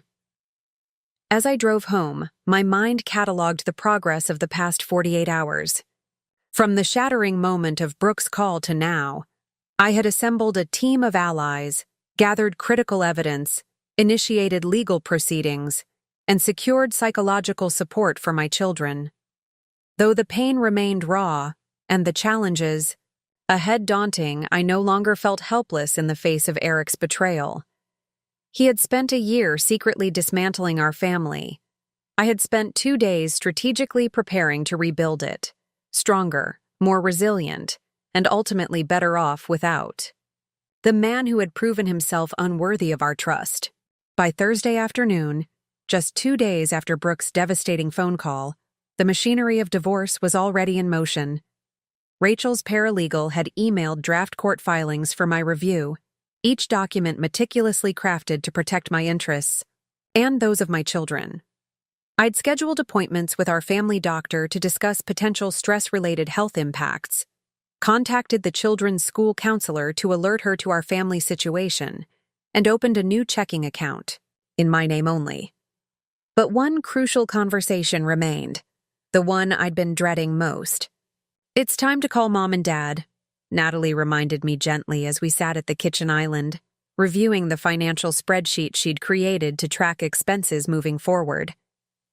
"They need to hear this from you, not through the grapevine." I nodded, knowing she was right. Our parents, retired educators now living in Arizona, were devoted grandparents who spoke to the children weekly via video chat. They had always adored Eric, welcoming him into the family with unreserved warmth. This news would devastate them. "I'll do it now," I decided, reaching for my phone. "Before I lose my nerve." Natalie squeezed my shoulder. "Want me to stay? Please." My mother answered on the second ring, her voice bright with the untroubled cheerfulness of someone whose world remains intact. "Vanessa, what a nice surprise. We were just talking about you. Dad found those photos from Maddie's kindergarten graduation." The casual normalcy of her greeting made what I had to say even more difficult. "Mom," I began, my voice catching, slightly. "I need to tell you and Dad something important. Is he there with you?" Her tone shifted immediately, maternal instinct detecting the strain in my words. "Robert," she called. "Come to the phone. It's Vanessa." To me, she added, "What's wrong, sweetheart? Are the children all right?" "The kids are physically fine," I assured her quickly. But something's happened. When my father joined the call, I took a deep breath and forced the words out. "Eric's been having an affair. For about a year. He moved out Tuesday night. He's living with another woman now." The silence that followed was deafening. Then my mother's voice, suddenly small. "Oh, Vanessa. What do you need?" My father's question was direct, practical, his standard response to any family crisis. "Should we come out there?" Their immediate shift to support rather than shock touched me deeply. "Not yet," I replied. "Natalie's here, and I've already met with a lawyer. We've got things under control for now. But I thought you should know, especially since you talk to the kids so often. They're aware of what's happening." "Those poor babies," my mother murmured. "How are they taking it?" I explained the children's reactions, Dr. Fraser's involvement, and the steps we were taking to provide stability during the upheaval. As I spoke, I could hear my mother's muffled sobs in the background, my father's murmured words of comfort to her. "I still can't believe it," she said when I finished. "Eric always seemed so devoted to your family. What happened?" "Her name is Brooke," I said, the words still bitter on my tongue. "She works at the hospital. They've apparently been seeing each other since last spring." My father's voice hardened. "So while he was telling us how proud he was of your graphic design business taking off, how wonderful you were with the children, he was." He trailed off, unable to complete the thought. "Yes," I confirmed simply. "I want to wring his neck," my father stated with uncharacteristic vehemence. My dad, a former high school principal known for his measured temperament, rarely expressed anger so bluntly. "Get in line," Natalie muttered beside me, loud enough for my parents to hear. "Natalie's there?" my mother asked. "Oh, thank goodness. You shouldn't be alone right now." "I'm not alone," I assured her. "I've got Natalie, my friend Patricia, and a whole team of professionals helping navigate this. That's actually why I'm calling. I need a favor." "Anything," my father responded instantly. "I need to focus on the legal process and the children right now. Could you handle telling Aunt Susan and Uncle David?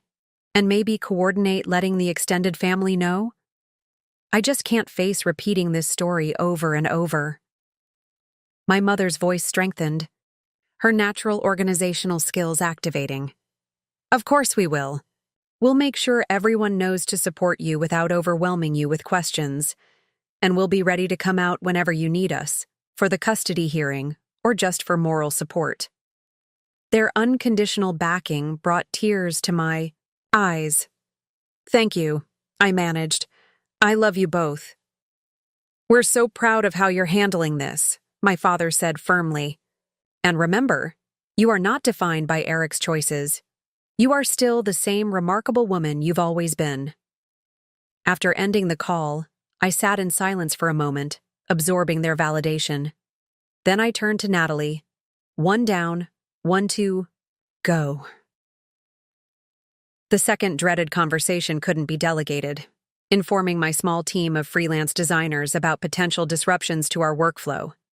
Over the past 3 years, I'd built a modest but growing graphic design business specializing in branding for small businesses. I employed 2 part-time designers, both working mothers who valued the flexibility I offered. I'd scheduled a video call with them for 3 p.m. just before the children would return from school. As I set up my laptop in the home office, I rehearsed how to explain the situation professionally without oversharing personal details.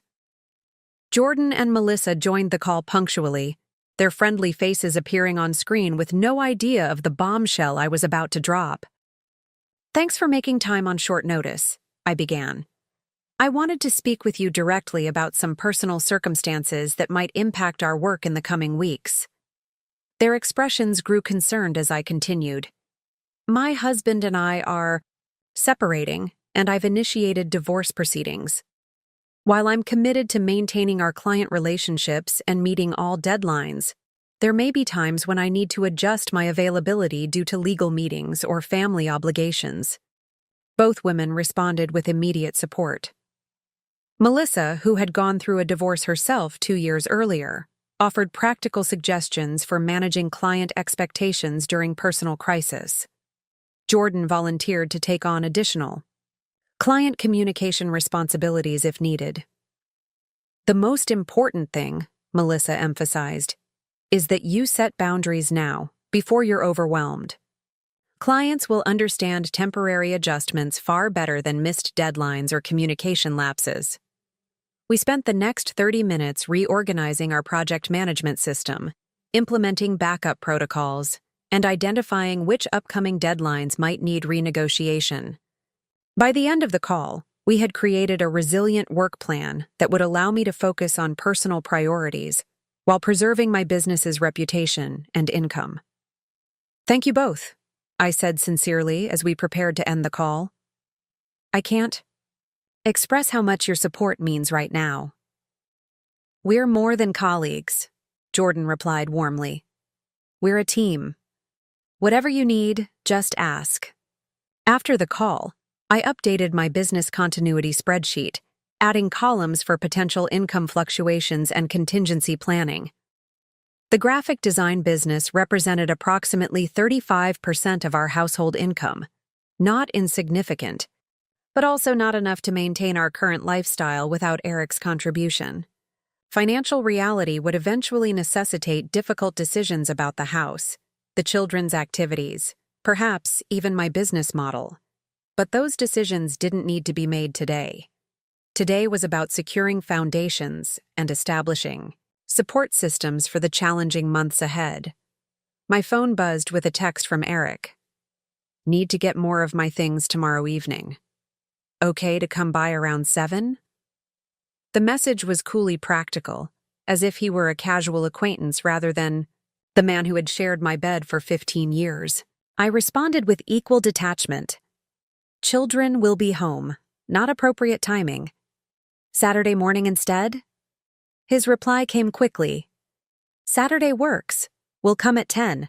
Need to talk about financial arrangements, too." I showed the exchange to Natalie. "What do you think he means by financial arrangements?" She frowned. Could be anything from genuine concern about supporting the children to attempting to negotiate a favorable split of assets outside the legal process. Either way, don't discuss anything substantial without Rachel present. I wasn't planning to, I assured her. In fact, I was thinking I should ask Rachel to have someone here during his visit. "Smart," Natalie nodded. "You don't want to be alone with him, especially during conversations about money." I texted Rachel about the situation, and she responded promptly. "I'll send David, our paralegal, to be present. No discussions of specifics. Refer all financial questions to our office. We'll formally serve him with papers during this visit, if that's acceptable to you." The prospect of Eric being served divorce papers while collecting his belongings felt both surreal and oddly satisfying. "That's acceptable," I replied. With that arranged, I turned my attention to another pressing concern: financial security. Though Rachel had filed for an emergency injunction to prevent Eric from making major financial moves, our everyday finances remained intertwined through joint accounts and shared credit cards. Natalie had already helped me establish a new checking account in my name only, transferring a reasonable portion of our joint funds to cover immediate expenses. Now we sat together at the dining room table, methodically working through financial separation strategies. "You need to remove him as an authorized user on your credit cards," Natalie advised, pointing to the account statements spread before us. "And you should probably freeze your credit to prevent any new accounts being opened." I nodded, adding these tasks to my growing to-do list. "What about the mortgage payment? It's scheduled to auto-draft from the joint account on the 1st. Let it process normally for now," she suggested. "The court will eventually determine responsibility for the mortgage during the proceedings. In the meantime, maintaining payments protects your credit rating and equity position." We worked through each account methodically: utilities, insurance policies, investment accounts, streaming services, even the children's activity fees. Each represented another strand in the complex web of connections that 15 years of marriage had created, each requiring careful consideration. "What about health insurance?" I asked suddenly, a new worry surfacing. "We're all on his policy through the hospital." Natalie made a note. "That's something Rachel should address immediately. Until the divorce is finalized, he can't remove you or the children from his insurance. That would be considered financial abandonment. But you should look into options through your business as well, for when the divorce is finalized." The doorbell rang, interrupting our financial planning session. Puzzled, we weren't expecting anyone. I went to answer it, Natalie following closely behind. Standing on my porch was a woman I'd never met, holding a large folder. "Vanessa Hendricks?" she asked formally. "Yes." "I'm Diane Levinson, from Horizon Real Estate." She extended the folder toward me. "Eric asked me to drop off these documents regarding the property on Lakeside Drive." I stared at her blankly. "What property on Lakeside Drive?" The real estate agent's confident expression faltered. "The condominium he and Brooke are purchasing? He said you needed copies of the closing documents for your records." Beside me, Natalie made a small, strangled sound of disbelief. I maintained my composure with effort. "I see. And did Eric explain that we're in the process of divorcing? That any property purchased while we're still legally married could be considered marital property?" Diane's professional demeanor cracked completely. "Divorcing? He didn't mention. He said you were aware of the purchase." "I'm aware now," I replied calmly, accepting the folder. "Thank you for bringing these by. I'm sure my attorney will find them very interesting." As she retreated hastily to her car, I turned to Natalie, holding up the folder with a grim smile. "Well, that was convenient. Looks like Eric just handed us exactly what we needed." "Straight from the opposing team's playbook," Natalie agreed, shaking her head in amazement. "How could he possibly think this was a good idea?" I laughed, a genuine sound that surprised even me. "Because he still thinks I'm the trusting, compliant wife who wouldn't question his decisions. He has no idea who he's dealing with now." And in that moment of unexpected levity amid the storm, I realized a fundamental truth. Eric's betrayal had indeed changed me, but not in the way he might have expected. Instead of breaking me, it had revealed a strength I hadn't known I possessed. A capacity for strategic thinking, resilient adaptation, and fierce protection of what mattered most. As I added the closing documents to the growing file of evidence for Rachel, I felt something I hadn't expected to find so soon after the devastating phone call that had started this journey. A glimmer of confidence in my ability to not merely survive Eric's betrayal, but eventually to thrive despite it. Saturday morning arrived with a tense energy permeating the house. Eric was scheduled to arrive at 10 a.m. to collect more of his belongings and, unknowingly, to be served with divorce papers. I had sent the children to a previously scheduled playdate at their friend's house, wanting to shield them from both the awkwardness of their father packing up his life and the legal confrontation that would follow. David Torres, Rachel's paralegal, arrived at 9:30, a slim folder tucked discreetly under his arm and an air of professional detachment about him. At 29, he was younger than I'd expected, but his quiet confidence suggested experience beyond his years. "Mrs. Hendricks," he greeted me formally. "Rachel asked me to give you these." He handed me a business card with his direct number. "I'll remain unobtrusive until needed. My primary role is to witness any conversations and ensure proper service of the documents." "Thank you for coming," I said, leading him to the kitchen where Natalie was brewing coffee. "Would you like some coffee while we wait?" "That would be great," he replied, setting his folder on the island counter. "Rachel mentioned your husband doesn't know he's being served today?" I shook my head. "No, he thinks he's just coming. To collect more of his things and to discuss financial arrangements, whatever that means." David nodded thoughtfully. "In my experience, that usually means one of two things. Either a genuine concern about continued financial support for the family, or, more commonly, an attempt to negotiate favorable terms outside the legal process." "That's exactly what we suspected," Natalie interjected, sliding a mug of coffee toward him. "The most important thing," David advised, "is to avoid any substantive financial discussions. Even seemingly casual agreements can complicate proceedings later. If he raises financial topics, direct him to contact Rachel." The doorbell rang at precisely 10 a.m. Eric had always been punctual, a trait I once found endearing but now seemed merely mechanical. another aspect of the persona he had carefully maintained. I opened the door to find him standing alone, dressed casually in jeans and a navy sweater I had given him last Christmas. The sight of him wearing my gift sent an unexpected pang through me. "Morning," he said, his tone carefully neutral. "Thanks for arranging this." "Of course." I stepped aside to let him enter. "The children are at the Petersons for a playdate. I thought that would be easier."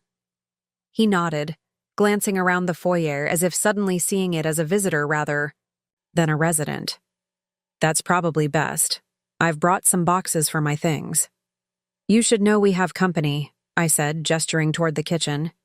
"My sister is here, and also a representative from my attorney's office." Eric stiffened visibly. "Your attorney? You've already hired an attorney?" "Yes. Given the circumstances, it seemed prudent." A flash of irritation crossed his features. "That seems premature. I thought we could discuss arrangements privately, like reasonable adults." "Like the reasonable adult who was planning to leave his family without warning?" Natalie appeared in the hallway, arms crossed. "Or the one who's been withdrawing money from joint accounts and house hunting with his girlfriend?" "Natalie," I cautioned quietly, "let's keep this civil." Eric's jaw tightened. "I see you've been busy gathering your allies and building your narrative." "There's no narrative," I replied evenly. "Just facts. Facts that are now documented by my legal team." Something shifted in his expression, a flicker of uncertainty replacing the confident indignation. Good. He needed to understand that I was no longer the trusting wife he could easily manipulate. "My things are mostly in the bedroom and office," he said after a moment, changing tactics. "I'll try to be quick." "Take the time you need," I responded, matching his businesslike tone. "David will accompany you upstairs if you don't mind." "Why? Do you think I'm going to steal something?" The question came out sharper than I think he intended. "It's standard procedure when one party has moved out," David interjected smoothly, stepping forward and extending his hand. "David Torres from Williams, Draper & Associates. I'm just here to observe and assist if needed." Eric reluctantly shook his hand, clearly thrown off balance by this development. "Fine. Whatever makes everyone comfortable." As Eric and David headed upstairs, Natalie raised an eyebrow at me. "That went better than expected." "So far," I agreed, "but he hasn't been served yet." For the next 30 minutes, we heard the sounds of drawers opening and closing, closet doors sliding, items being packed into boxes. I remained in the kitchen, reviewing emails from Rachel about the financial disclosures Eric would be required to complete once served. The relative calm was shattered by the sound of Eric's raised voice from upstairs. "What the hell is this?" Footsteps pounded down the stairs, and Eric appeared in the kitchen doorway, holding a stack of papers, printouts of the emails we had discovered between him and Brooke, including discussions about the condo purchase and their future together. "You went through my emails?" he demanded, his face flushed with anger. "That's a violation of privacy. You had no right—" "No right?" I interrupted, my own anger finally breaking through the calm facade I had maintained. "You were planning to abandon your family, Eric. You were making major financial decisions that affected all of us without my knowledge or consent. As your wife and the mother of your children, I had every right to protect our interests." "Those were private communications," he insisted, waving the papers. "This is completely inappropriate." "What's inappropriate?" Natalie countered. "Is conducting a year-long affair while deceiving your family. What's inappropriate is siphoning money from joint accounts to fund your new life with your mistress." Eric turned to me, ignoring Natalie entirely. "Is this why you have a lawyer? You're planning to use these private emails to extort me? To take everything I've worked for?" The accusation was so wildly disconnected from reality that I almost laughed. "Extort you? I'm trying to protect what's left of our children's security after you demolished it with your choices." David had quietly descended the stairs during this exchange, the slim folder now open in his hands. "Mr. Hendricks," he said formally, "this seems like an appropriate moment to complete my primary task today." He extended the folder toward Eric.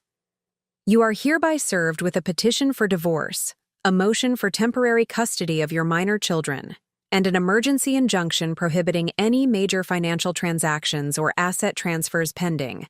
Court proceedings." Eric stared at the folder as if it were a venomous snake. "You're serving me now? While I'm collecting my belongings?" "It's a convenience, really," David replied with professional detachment. "Saves our process server a trip." Eric reluctantly took the documents, flipping through them with growing agitation. "Full financial disclosure? Temporary custody? Injunction? This is completely unnecessary. I've always intended to support my family." "Your actions suggest otherwise," I said quietly. "The secret bank account with Brooke, the condo purchase, the withdrawals from our savings, none of that indicates a commitment to supporting this family." His head snapped up. "How do you know about the condo? We only signed the purchase agreement this week." I gestured to the dining room table, where the folder Diane had delivered was prominently displayed. "Your real estate agent was quite helpful, actually. She dropped off the closing documents yesterday, thinking I was fully aware of the purchase." The color drained from Eric's face as the full implications set in. "You had no right to accept those documents." "I had every right," I corrected him. "We are still legally married. Any major purchase you make remains part of our marital estate until a divorce decree states otherwise. Your real estate agent actually did us both a favor by ensuring everything is properly documented." Eric ran a hand through his hair, his confident demeanor crumbling as he realized how thoroughly his careful plans had been exposed. "This isn't what I wanted," he said finally. "I didn't want things to get ugly or litigious." "What exactly did you want, Eric?" I asked, genuine curiosity in my voice. "Did you think you could simply walk away from 15 years of marriage with no consequences? That you could build a new life with Brooke while keeping portions of this one that were convenient for you?" He looked away, unable to meet my gaze. "I wanted to be fair, to do right by the kids, to support you all financially. While living with another woman in a condo you purchased together using our joint resources," I added, "while expecting our children to immediately accept your girlfriend into their lives, while hiding financial transactions that affected their future security." Put like that, the contradictions in his position were impossible to defend. Eric fell silent, staring at the legal documents in his hands. "Mr. Hendricks," David said after a moment, "you have been formally served with these papers. You have 21 days to respond through legal counsel. The emergency injunction takes effect immediately, prohibiting any transfers of marital assets exceeding $1,000 without court approval." "I need to finish getting my things," Eric said flatly, any pretense of amicable discussion gone. "Of course." I stepped aside to let him pass. "David will continue to accompany you, as previously arranged." As Eric returned upstairs, Natalie moved closer to me. "You okay?" she whispered. I nodded, surprised to find it was true. The confrontation had been unpleasant, but clarifying. Seeing Eric's reaction to being held accountable had only confirmed what I already knew. He had expected to dictate the terms of our family's dissolution, to maintain control even as he abandoned his responsibilities. When Eric returned downstairs, 30 minutes later, his demeanor had shifted again. The initial anger had given way to something more calculated. He set down the boxes of clothing and personal items by the door, then turned to me. "Vanessa, can we talk privately for a moment? Just you and me?" I glanced at David, who gave a slight shake of his head. "I don't think that's a good idea," I replied. "Anything you need to say can be said with witnesses present." "This is ridiculous," Eric muttered. "We're still technically married. We've known each other for 20 years, and suddenly we need legal intermediaries to have a simple conversation." "That changed when you decided to lead a double life," I pointed out. When you chose deception over honesty, manipulation over straightforward communication. He sighed heavily. I made mistakes, I admit that. But escalating this into full legal warfare isn't going to help anyone, especially the kids. The mention of the children ignited a fresh wave of anger within me. Don't you dare use Maddie and Liam to justify your behavior or manipulate this situation. If you were truly concerned about their welfare, you wouldn't have been planning to abandon them without warning. I wasn't abandoning them, Eric protested. I was going to maintain a relationship with them, see them regularly, while expecting them to immediately accept the woman who helped destroy their family. I finished for him. The woman you've apparently bought property with and are planning to marry, based on your planner entries. Eric's expression revealed his shock at how much I knew.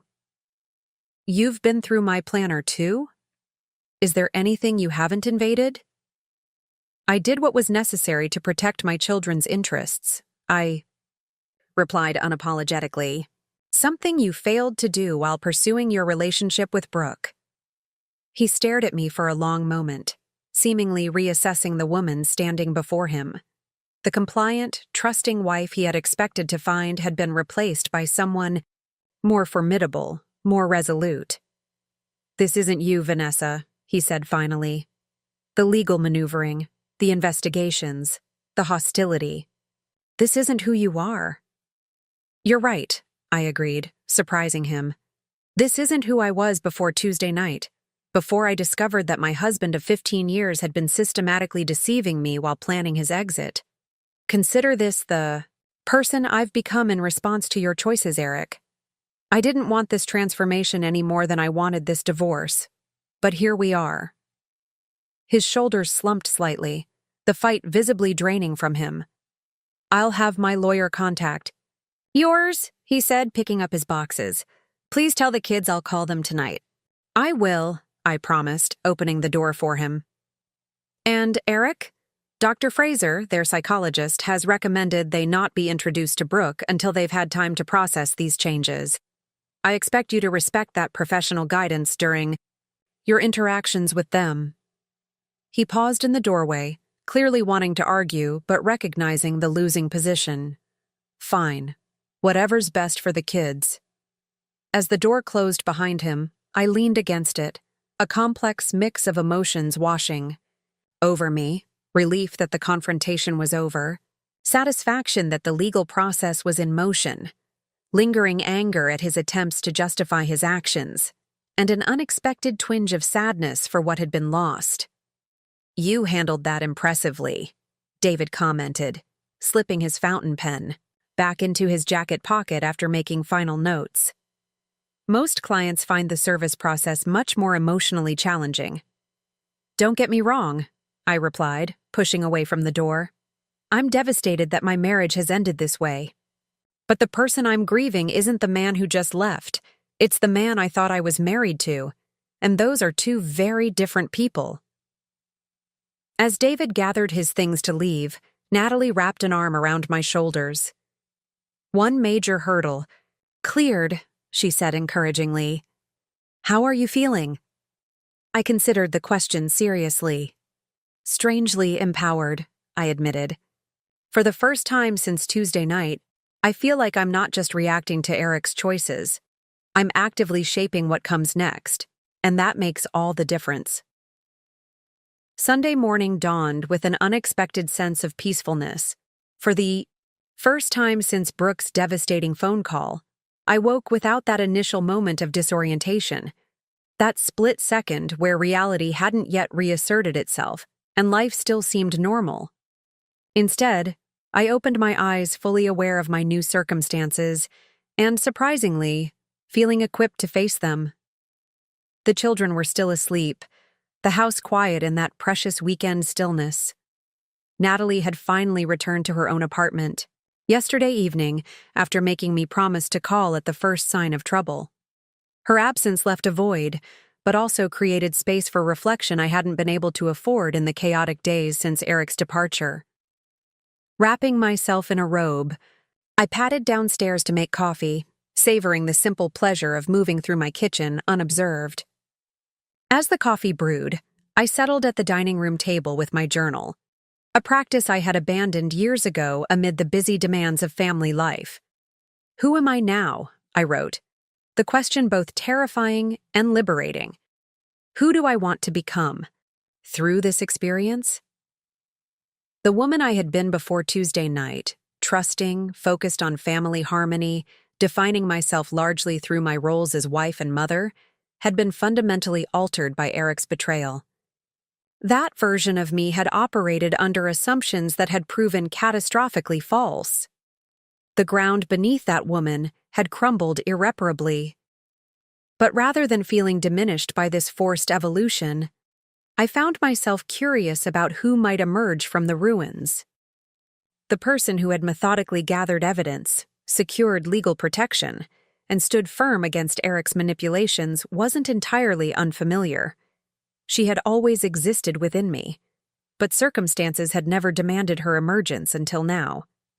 My values, I continued writing, trying to articulate the core principles that would guide this next chapter.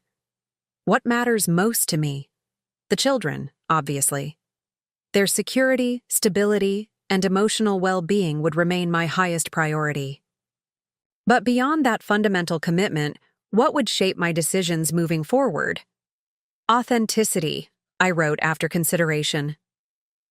The pain of discovering Eric's double life had crystallized my aversion to deception in all its forms.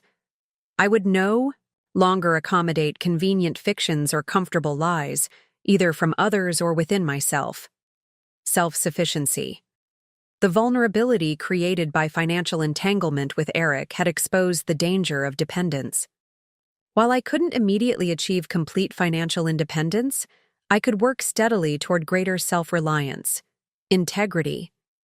Even as the divorce proceedings turned adversarial, I wanted to maintain my own moral compass, fighting for fair treatment didn't mean abandoning ethical principles. As I contemplated these values, I realized how profoundly Eric's betrayal had clarified my priorities. The shock and pain had stripped away non-essential concerns, leaving a sharper, more defined sense of what truly mattered. The sound of footsteps on the stairs interrupted my reflection.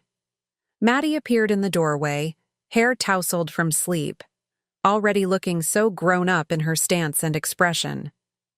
"Morning, Mom," she said, moving to the coffee maker and pouring herself a small cup, a weekend indulgence I allowed her, heavily diluted with milk. "You're up early." "Just thinking," I replied, closing my journal. "How did you sleep?" She shrugged, joining me at the table. "Okay, I guess. I had a weird dream about Dad and that woman." I kept my expression neutral despite the internal wince at the mention of Brooke. "Do you want to talk about it?" "Not really." She sipped her coffee, then looked up at me with those penetrating eyes that seemed to see everything. "You seem different today." "Different how?" "I don't know. Calmer, maybe? Less sad?" She searched for the right words. "More like yourself." The observation startled me with its accuracy. "I think maybe I am," I acknowledged. "I've been so focused on handling the practical issues that I haven't had much time to think about how I'm feeling. This morning, I finally had a chance to reflect." Maddie nodded seriously. "Dr. Fraser says reflection is important, processing emotions instead of just reacting to them." I smiled at her mature parroting of therapeutic concepts. "She's right. And what have you been reflecting on?" My daughter traced the rim of her mug with her finger, considering the question. "I keep thinking about family, about what makes people family. Is it just blood or living together, or is it something else?" The philosophical depth of her question caught me off guard. "That's a profound thing to be thinking about," I said carefully. "What conclusions have you reached?" "I think it's about choice," she said after a moment. "About choosing to show up for each other, to be reliable. Dad chose not to do that anymore. He chose her instead of us. So even though he's still my dad, Our family is different now. The insight in her words brought tears to my eyes. That's very wise, Maddie. Family is absolutely about the choices we make every day to love and support each other. That's why I don't want to meet her, she continued, her voice hardening slightly. She chose to be with someone who already had a family. She didn't care about breaking us apart. I weighed my response carefully, wanting to respect Maddie's feelings without demonizing Brooke in ways that might complicate future interactions. Relationships are complicated, sweetheart. While I understand your anger toward Brooke, and I share it in many ways, the primary responsibility was your father's.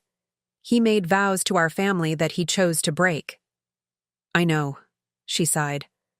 Dr. Fraser said that too, but it's easier to be mad at her than at Dad. The simple honesty of her statement pierced my heart. It is, isn't it? Being angry at your father is much more painful. Maddie's eyes filled with tears. I miss who he used to be, before all this. I reached across the table to take her hand. Me too. And it's okay to miss that person while still being angry about his choices. We sat in silence for a moment, this shared grief creating a new kind of intimacy between us. Then Maddie straightened, wiping her eyes with her sleeve in a gesture that reminded me poignantly of her younger self. What happens now? She asked practically. With the house and school and everything. For now, nothing changes, I assured her. You and Liam will stay in this house with me. You'll continue at your current schools. Dad will visit with you regularly, but separately from Brooke for the time being. And after that, when the divorce is final? Her awareness of the legal process caught me off guard again. Some things might change then. We might need to move to a smaller house eventually, and financial arrangements will be different, but the most important things won't change. How much we love you, our commitment to your happiness and security. She seemed to accept this, though I could see questions still swirling behind her eyes. Is Aunt Natalie coming back today? Not today. She needed to get back to her own place for a while, but she'll visit often. Good, Maddie nodded. I like having her here. She makes you laugh. The observation was remarkably perceptive. Natalie did indeed bring levity to situations that might otherwise overwhelm me with their gravity, a gift I hadn't fully appreciated until this crisis. She does, doesn't she? I smiled. Maybe we should invite her for dinner later this week. I'd like that. Maddie finished her coffee and stood. I'm going to get dressed. Liam and I were talking about riding bikes to the park today. Is that okay? Absolutely, I agreed, grateful for their initiative in finding normal activities. Just be back for lunch. As she bounded upstairs with renewed energy, I returned to my journal, adding another value to my list. Resilience. Not just my own, but fostering it in my children as well. Their ability to adapt to these dramatic changes would shape their approach to challenges throughout their lives. The rest of the morning unfolded with an almost surreal normalcy. Liam woke hungry and cheerful, seemingly less burdened by our new reality than his sister. We made pancakes together, a Sunday tradition that felt comforting in its familiarity. By mid-morning, both children were off on their bikes, helmets securely fastened, their momentary freedom from our family drama evident in their animated chatter as they pedaled away. Alone again, I turned to a task I had been postponing. Examining my professional future. My graphic design business, while successful on a part-time scale, would need to expand significantly if it were to support our family long-term. I opened my laptop and began a systematic assessment of my client base, pricing structure, and potential growth opportunities. In the past, I had deliberately limited my workload to accommodate Eric's career and the children's needs. That calculus had changed dramatically. With Eric no longer contributing to daily parenting, I would need help with childcare if I increased my working hours. The financial implications were complex, but not insurmountable. I created a spreadsheet projecting income scenarios based on different client acquisition rates and service packages. Even under optimistic projections, maintaining our current lifestyle would be challenging. Hard decisions about the house, private, lessons for the children, and other luxuries loomed on the horizon. Yet, rather than overwhelming me, the exercise felt empowering. These were my decisions to make now, based on my values and priorities rather than compromises negotiated with Eric. If we needed to downsize our home to maintain the children's activities, that would be my choice. If I needed to rethink my business, model to create more sustainable income, I could do that without considering Eric's preferences or convenience. As I worked, I realized I was experiencing something unexpected, a nascent sense of possibility amid the wreckage of my marriage.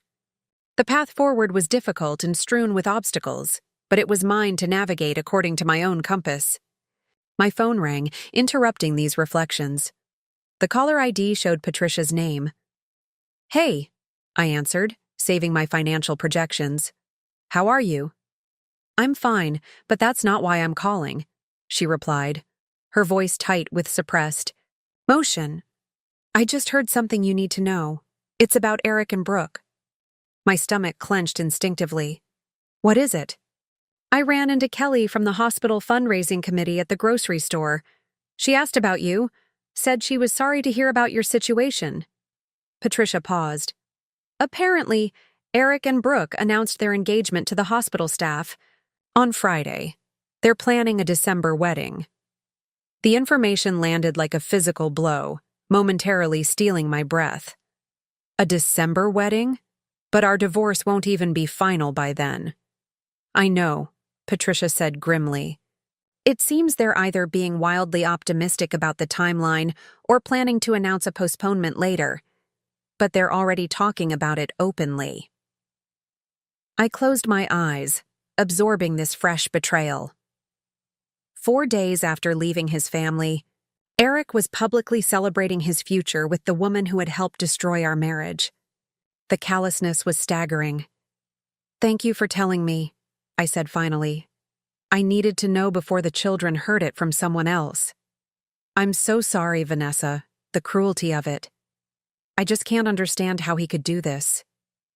Neither could I. But as the initial shock subsided, something unexpected happened. Rather than crushing me with fresh pain, the news crystallized my resolve further. Each revelation of Eric's true character only confirmed the rightness of my path forward, without him. "Actually," I said slowly, "this helps clarify things for me. The man who would announce his engagement while his wife and children are still reeling from his abandonment is not someone whose good opinion I need to value anymore. He's showing everyone exactly who he is." Patricia's silence suggested surprise at my reaction. "You're taking this remarkably well." "I'm not saying it doesn't hurt," I clarified, "but it reinforces what I've been realizing all morning, that the future depends on my choices now, not his, and I choose not to let his callousness define my path forward." After ending the call, I returned to my journal, adding one final value to my list: self-respect.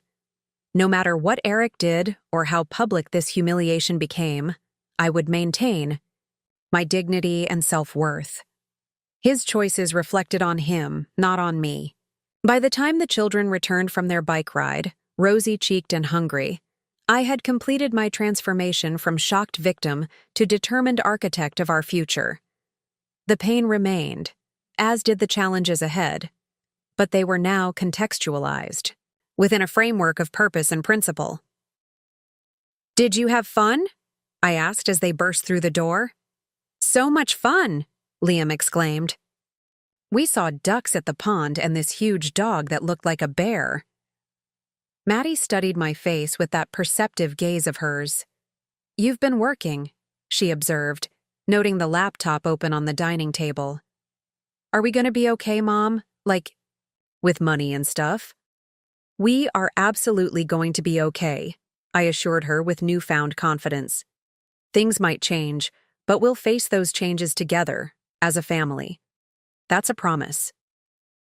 And for the first time since Brooke's devastating call, I fully believed those words myself. Monday morning dawned clear and bright, the perfect spring day belying the storm I was about to face in court. I stood before the mirror in a navy blue dress Rachel had advised as appropriately conservative without appearing somber. My reflection, revealing a woman I was still getting to know, someone with determination in her eyes and resolve in her posture. "You look perfect," my mother said from the doorway. "Professional, composed, but still yourself." "I don't feel composed," I admitted, smoothing non-existent wrinkles from my skirt. "I keep thinking about facing Eric across the courtroom." She crossed to me, adjusting my simple pearl necklace, her own, loaned for the occasion. "Remember what your father always says. Courage isn't the absence of fear, it's action in the face of it." Downstairs, my father was helping the children prepare for school, his booming voice reciting multiplication facts with Liam while Maddie packed lunches for both of them. The domestic scene, so ordinary yet so precious, steeled my resolve. This is what I was fighting for. Not vengeance against Eric, but stability for these children who deserved continuity amid chaos. "All ready?" Natalie asked as I descended the stairs, car keys already in hand.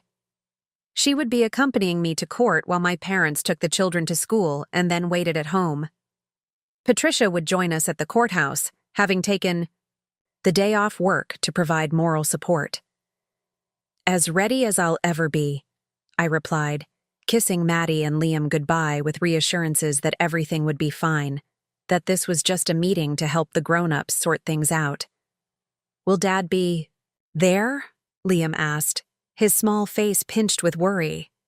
"Yes, he will," I answered honestly.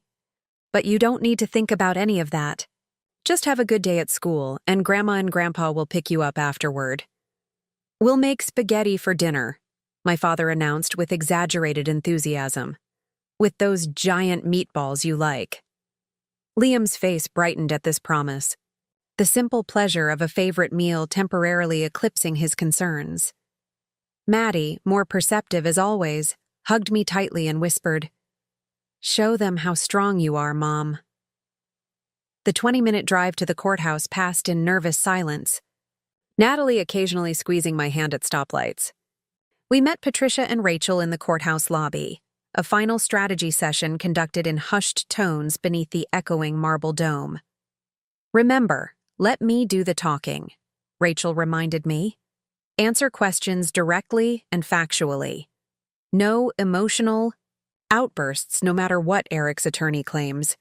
The judge needs to see you as the stable, reasonable parent." I nodded, my throat too dry for speech. As we approached the courtroom, I saw them, Eric and Brooke, standing close together near a distinguished-looking man I assumed was his attorney. The sight of them together, in public, hit me with unexpected force. Despite knowing about their relationship for weeks now, seeing them as a unit in this formal setting made it jarringly real. Brooke spotted me first, her expression shifting, from confidence to discomfort. She nudged Eric, whose face registered a complex mix of emotions when he turned to see me approaching with my own entourage of supporters. For a moment, our eyes locked, and I saw something unexpected. Uncertainty, perhaps even shame, flickering beneath his practiced composure. I looked away first, not out of weakness, but from a sudden realization. His opinion no longer mattered, to me. The man who had shared my bed, parented my children, and broken every promise we had made to each other was now just another adversary in a legal proceeding. The epiphany was both liberating and sad. "Vanessa." Eric stepped forward, hand extended awkwardly. "You look well." The banality of the greeting after everything that had happened between us was almost comical. I accepted his handshake briefly, noting the unfamiliar cologne that clung to his skin, another small reminder of his new life. "Eric," I acknowledged simply, then turned to Rachel to continue our conversation, effectively dismissing him. Inside the courtroom, We took our places at opposing tables, the physical distance between us a tangible representation of the emotional chasm that had opened in our lives. Brooke sat in the gallery behind Eric, her presence a silent assertion of her new role in his life. Judge Harriet Lamorne entered, a woman in her 60s with silver hair and piercing blue eyes that seemed to absorb every detail of the scene before her. Case number 47892, Hendricks vs. Hendricks, the bailiff announced, officially beginning proceedings that would shape our future. For the next 2 hours, attorneys presented arguments, evidence was submitted, and Judge Lamorne asked penetrating questions that suggested she had thoroughly reviewed our filings. Eric's attorney presented their case for immediate joint physical custody and sale of the family home, arguing that Eric's relationship with the children would be irreparably damaged by limited access. "Your Honor," Rachel countered when her turn came. "We have submitted Dr. Fraser's professional assessment clearly stating that stability and continuity are paramount for the children's emotional well-being at this time. Forcing them to alternate weeks between households and immediately introducing them to their father's new partner would create unnecessary psychological distress." Judge Lamorne turned to Eric. "Mr. Hendricks, am I correct in understanding that you relocated to live with Ms. Reynolds just 3 weeks ago, after 15 years of marriage?" "Yes, Your Honor," Eric replied, his confident tone wavering slightly. "And you believe it's in your children's best interest to immediately spend half their time in this new living arrangement?" "I believe children need both parents, Your Honor. I'm still their father, regardless of the circumstances." The judge's expression revealed nothing. "Ms. Hendricks," she turned to me, "would you please stand?" I rose on shaky legs, heart pounding. "I see from Dr. Fraser's report that you've arranged therapy for both children and maintained their school and activity routines despite these difficult circumstances. Is that correct?" "Yes, Your Honor," I answered, my voice steadier than I expected. "Their stability has been my primary concern." "And your position on Mr. Hendricks's continued relationship with the children?" This was the critical question, the one that would reveal my character to this woman who held our future in her hands. I took a deep breath, conscious of Eric's gaze fixed on me. "I believe the children need and deserve a strong relationship with their father," I stated firmly. "I have never and would never attempt to undermine that bond. My concern is only with the pace and manner of transitions, not with the relationship itself." Something in the judge's expression softened slightly. "Thank you. You may be seated." After both sides presented their final arguments, Judge Lamorne called a brief recess to review all submissions before rendering her decision. Those 20 minutes in the hallway felt like hours, each passing second stretching my nerves tighter. "You did beautifully," Rachel assured me, "especially your answer about Eric's relationship with the children. That demonstrated exactly the maturity and child-focused perspective judges look for." When we reconvened, Judge Lamorne wasted no time. "Having reviewed all evidence and arguments presented, I'm prepared to issue temporary orders in this matter." I gripped the edge of the table, my future hanging on her next words. "Regarding custody, I find that the children's best interests are served by maintaining their primary residence with Ms. Hendricks at this time." She turned briefly toward Eric. "Mr. Hendricks will have visitation every other weekend from Friday evening to Sunday evening, plus Wednesday dinners. After 4 months, assuming all goes well, we will revisit the schedule to potentially expand visitation." Relief flooded through me, but I maintained my composed expression as the judge continued. "Regarding the family residence, the children will remain in the home with Ms. Hendricks until final property division is determined. Mr. Hendricks will continue to contribute to the mortgage payment as part of his support obligations." She proceeded to outline financial terms: child support, temporary spousal maintenance, continuation of health insurance coverage, and maintenance of existing accounts pending final divorce proceedings. Each provision aligned closely with what Rachel had requested, creating a framework that would allow the children and me to maintain stability during the divorce process. Finally, Judge Lamorne said, her gaze moving between Eric and me, I'm ordering that both parents and children continue therapy with a follow-up assessment in 4 months. Additionally, Ms. Reynolds is not to be present during visitation for the first 2 months, after which Dr. Fraser will evaluate the children's readiness for introductions. She set down her papers with an air of finality. These orders will remain in effect until modified by the court or until final divorce proceedings conclude. We'll schedule a status hearing for September 15th to reassess the situation. With a sharp rap of her gavel, it was done. The framework for our immediate future had been established, largely in favor of the stability I had prioritized for the children. Eric's face darkened as he conferred with his attorney, clearly displeased with the restrictions regarding Brooke.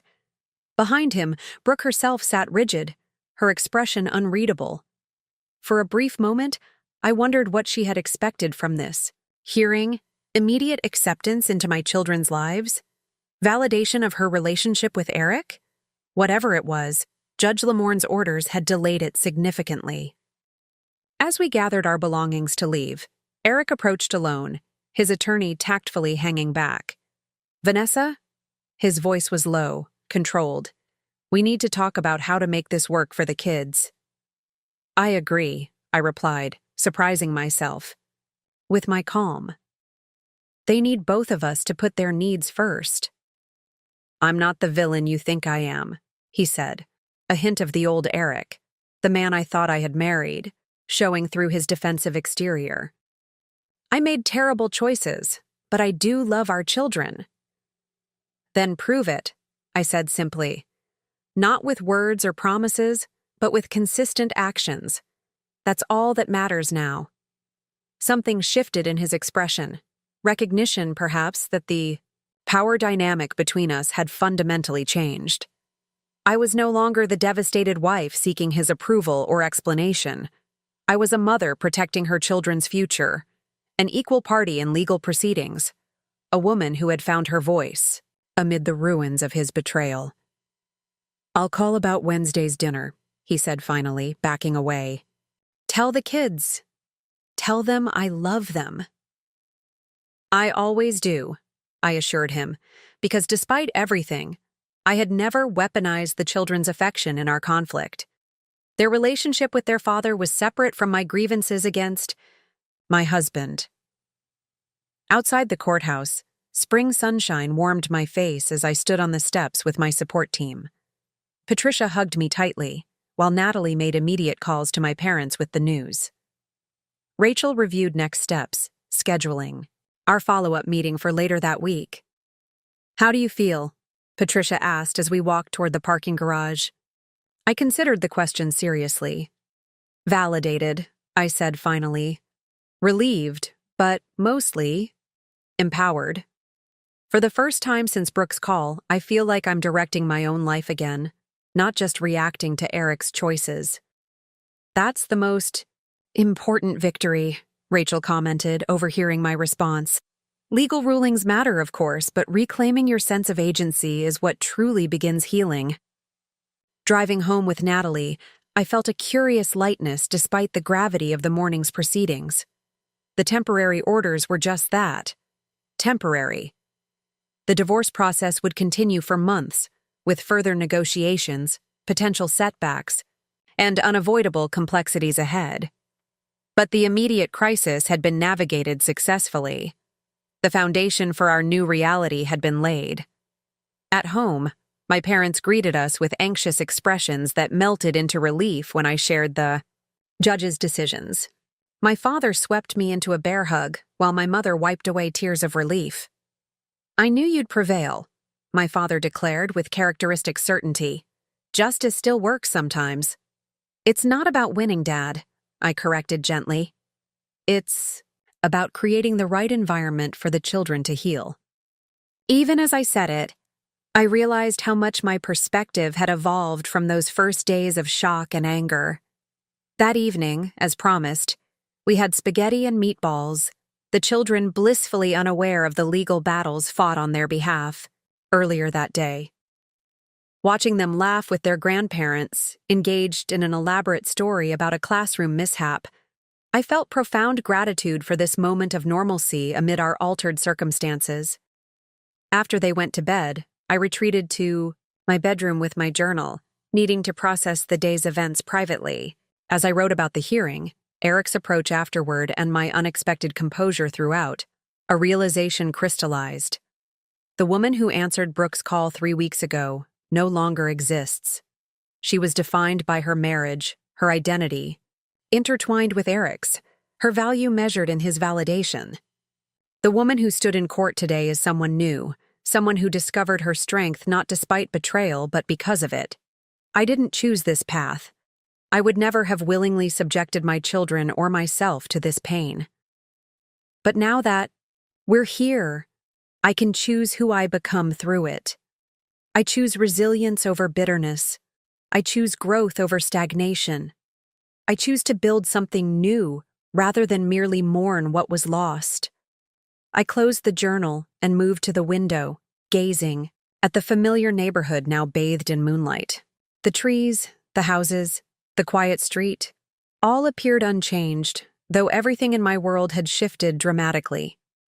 There was comfort in that continuity, in the knowledge that some things remained steady even as others transformed beyond. Recognition. 3 weeks ago, a phone call from a stranger had shattered the life I thought I knew. Tonight, I stood amid the fragments, no longer desperately trying to reassemble them into their original form, but instead beginning to create something new, something that reflected the woman I was becoming rather than the one I had been. The road ahead would not be easy. There would be difficult co-parenting negotiations, financial adjustments, emotional setbacks for both me and the children. Eric and Brooke would eventually become a more established couple, requiring new boundaries and accommodations.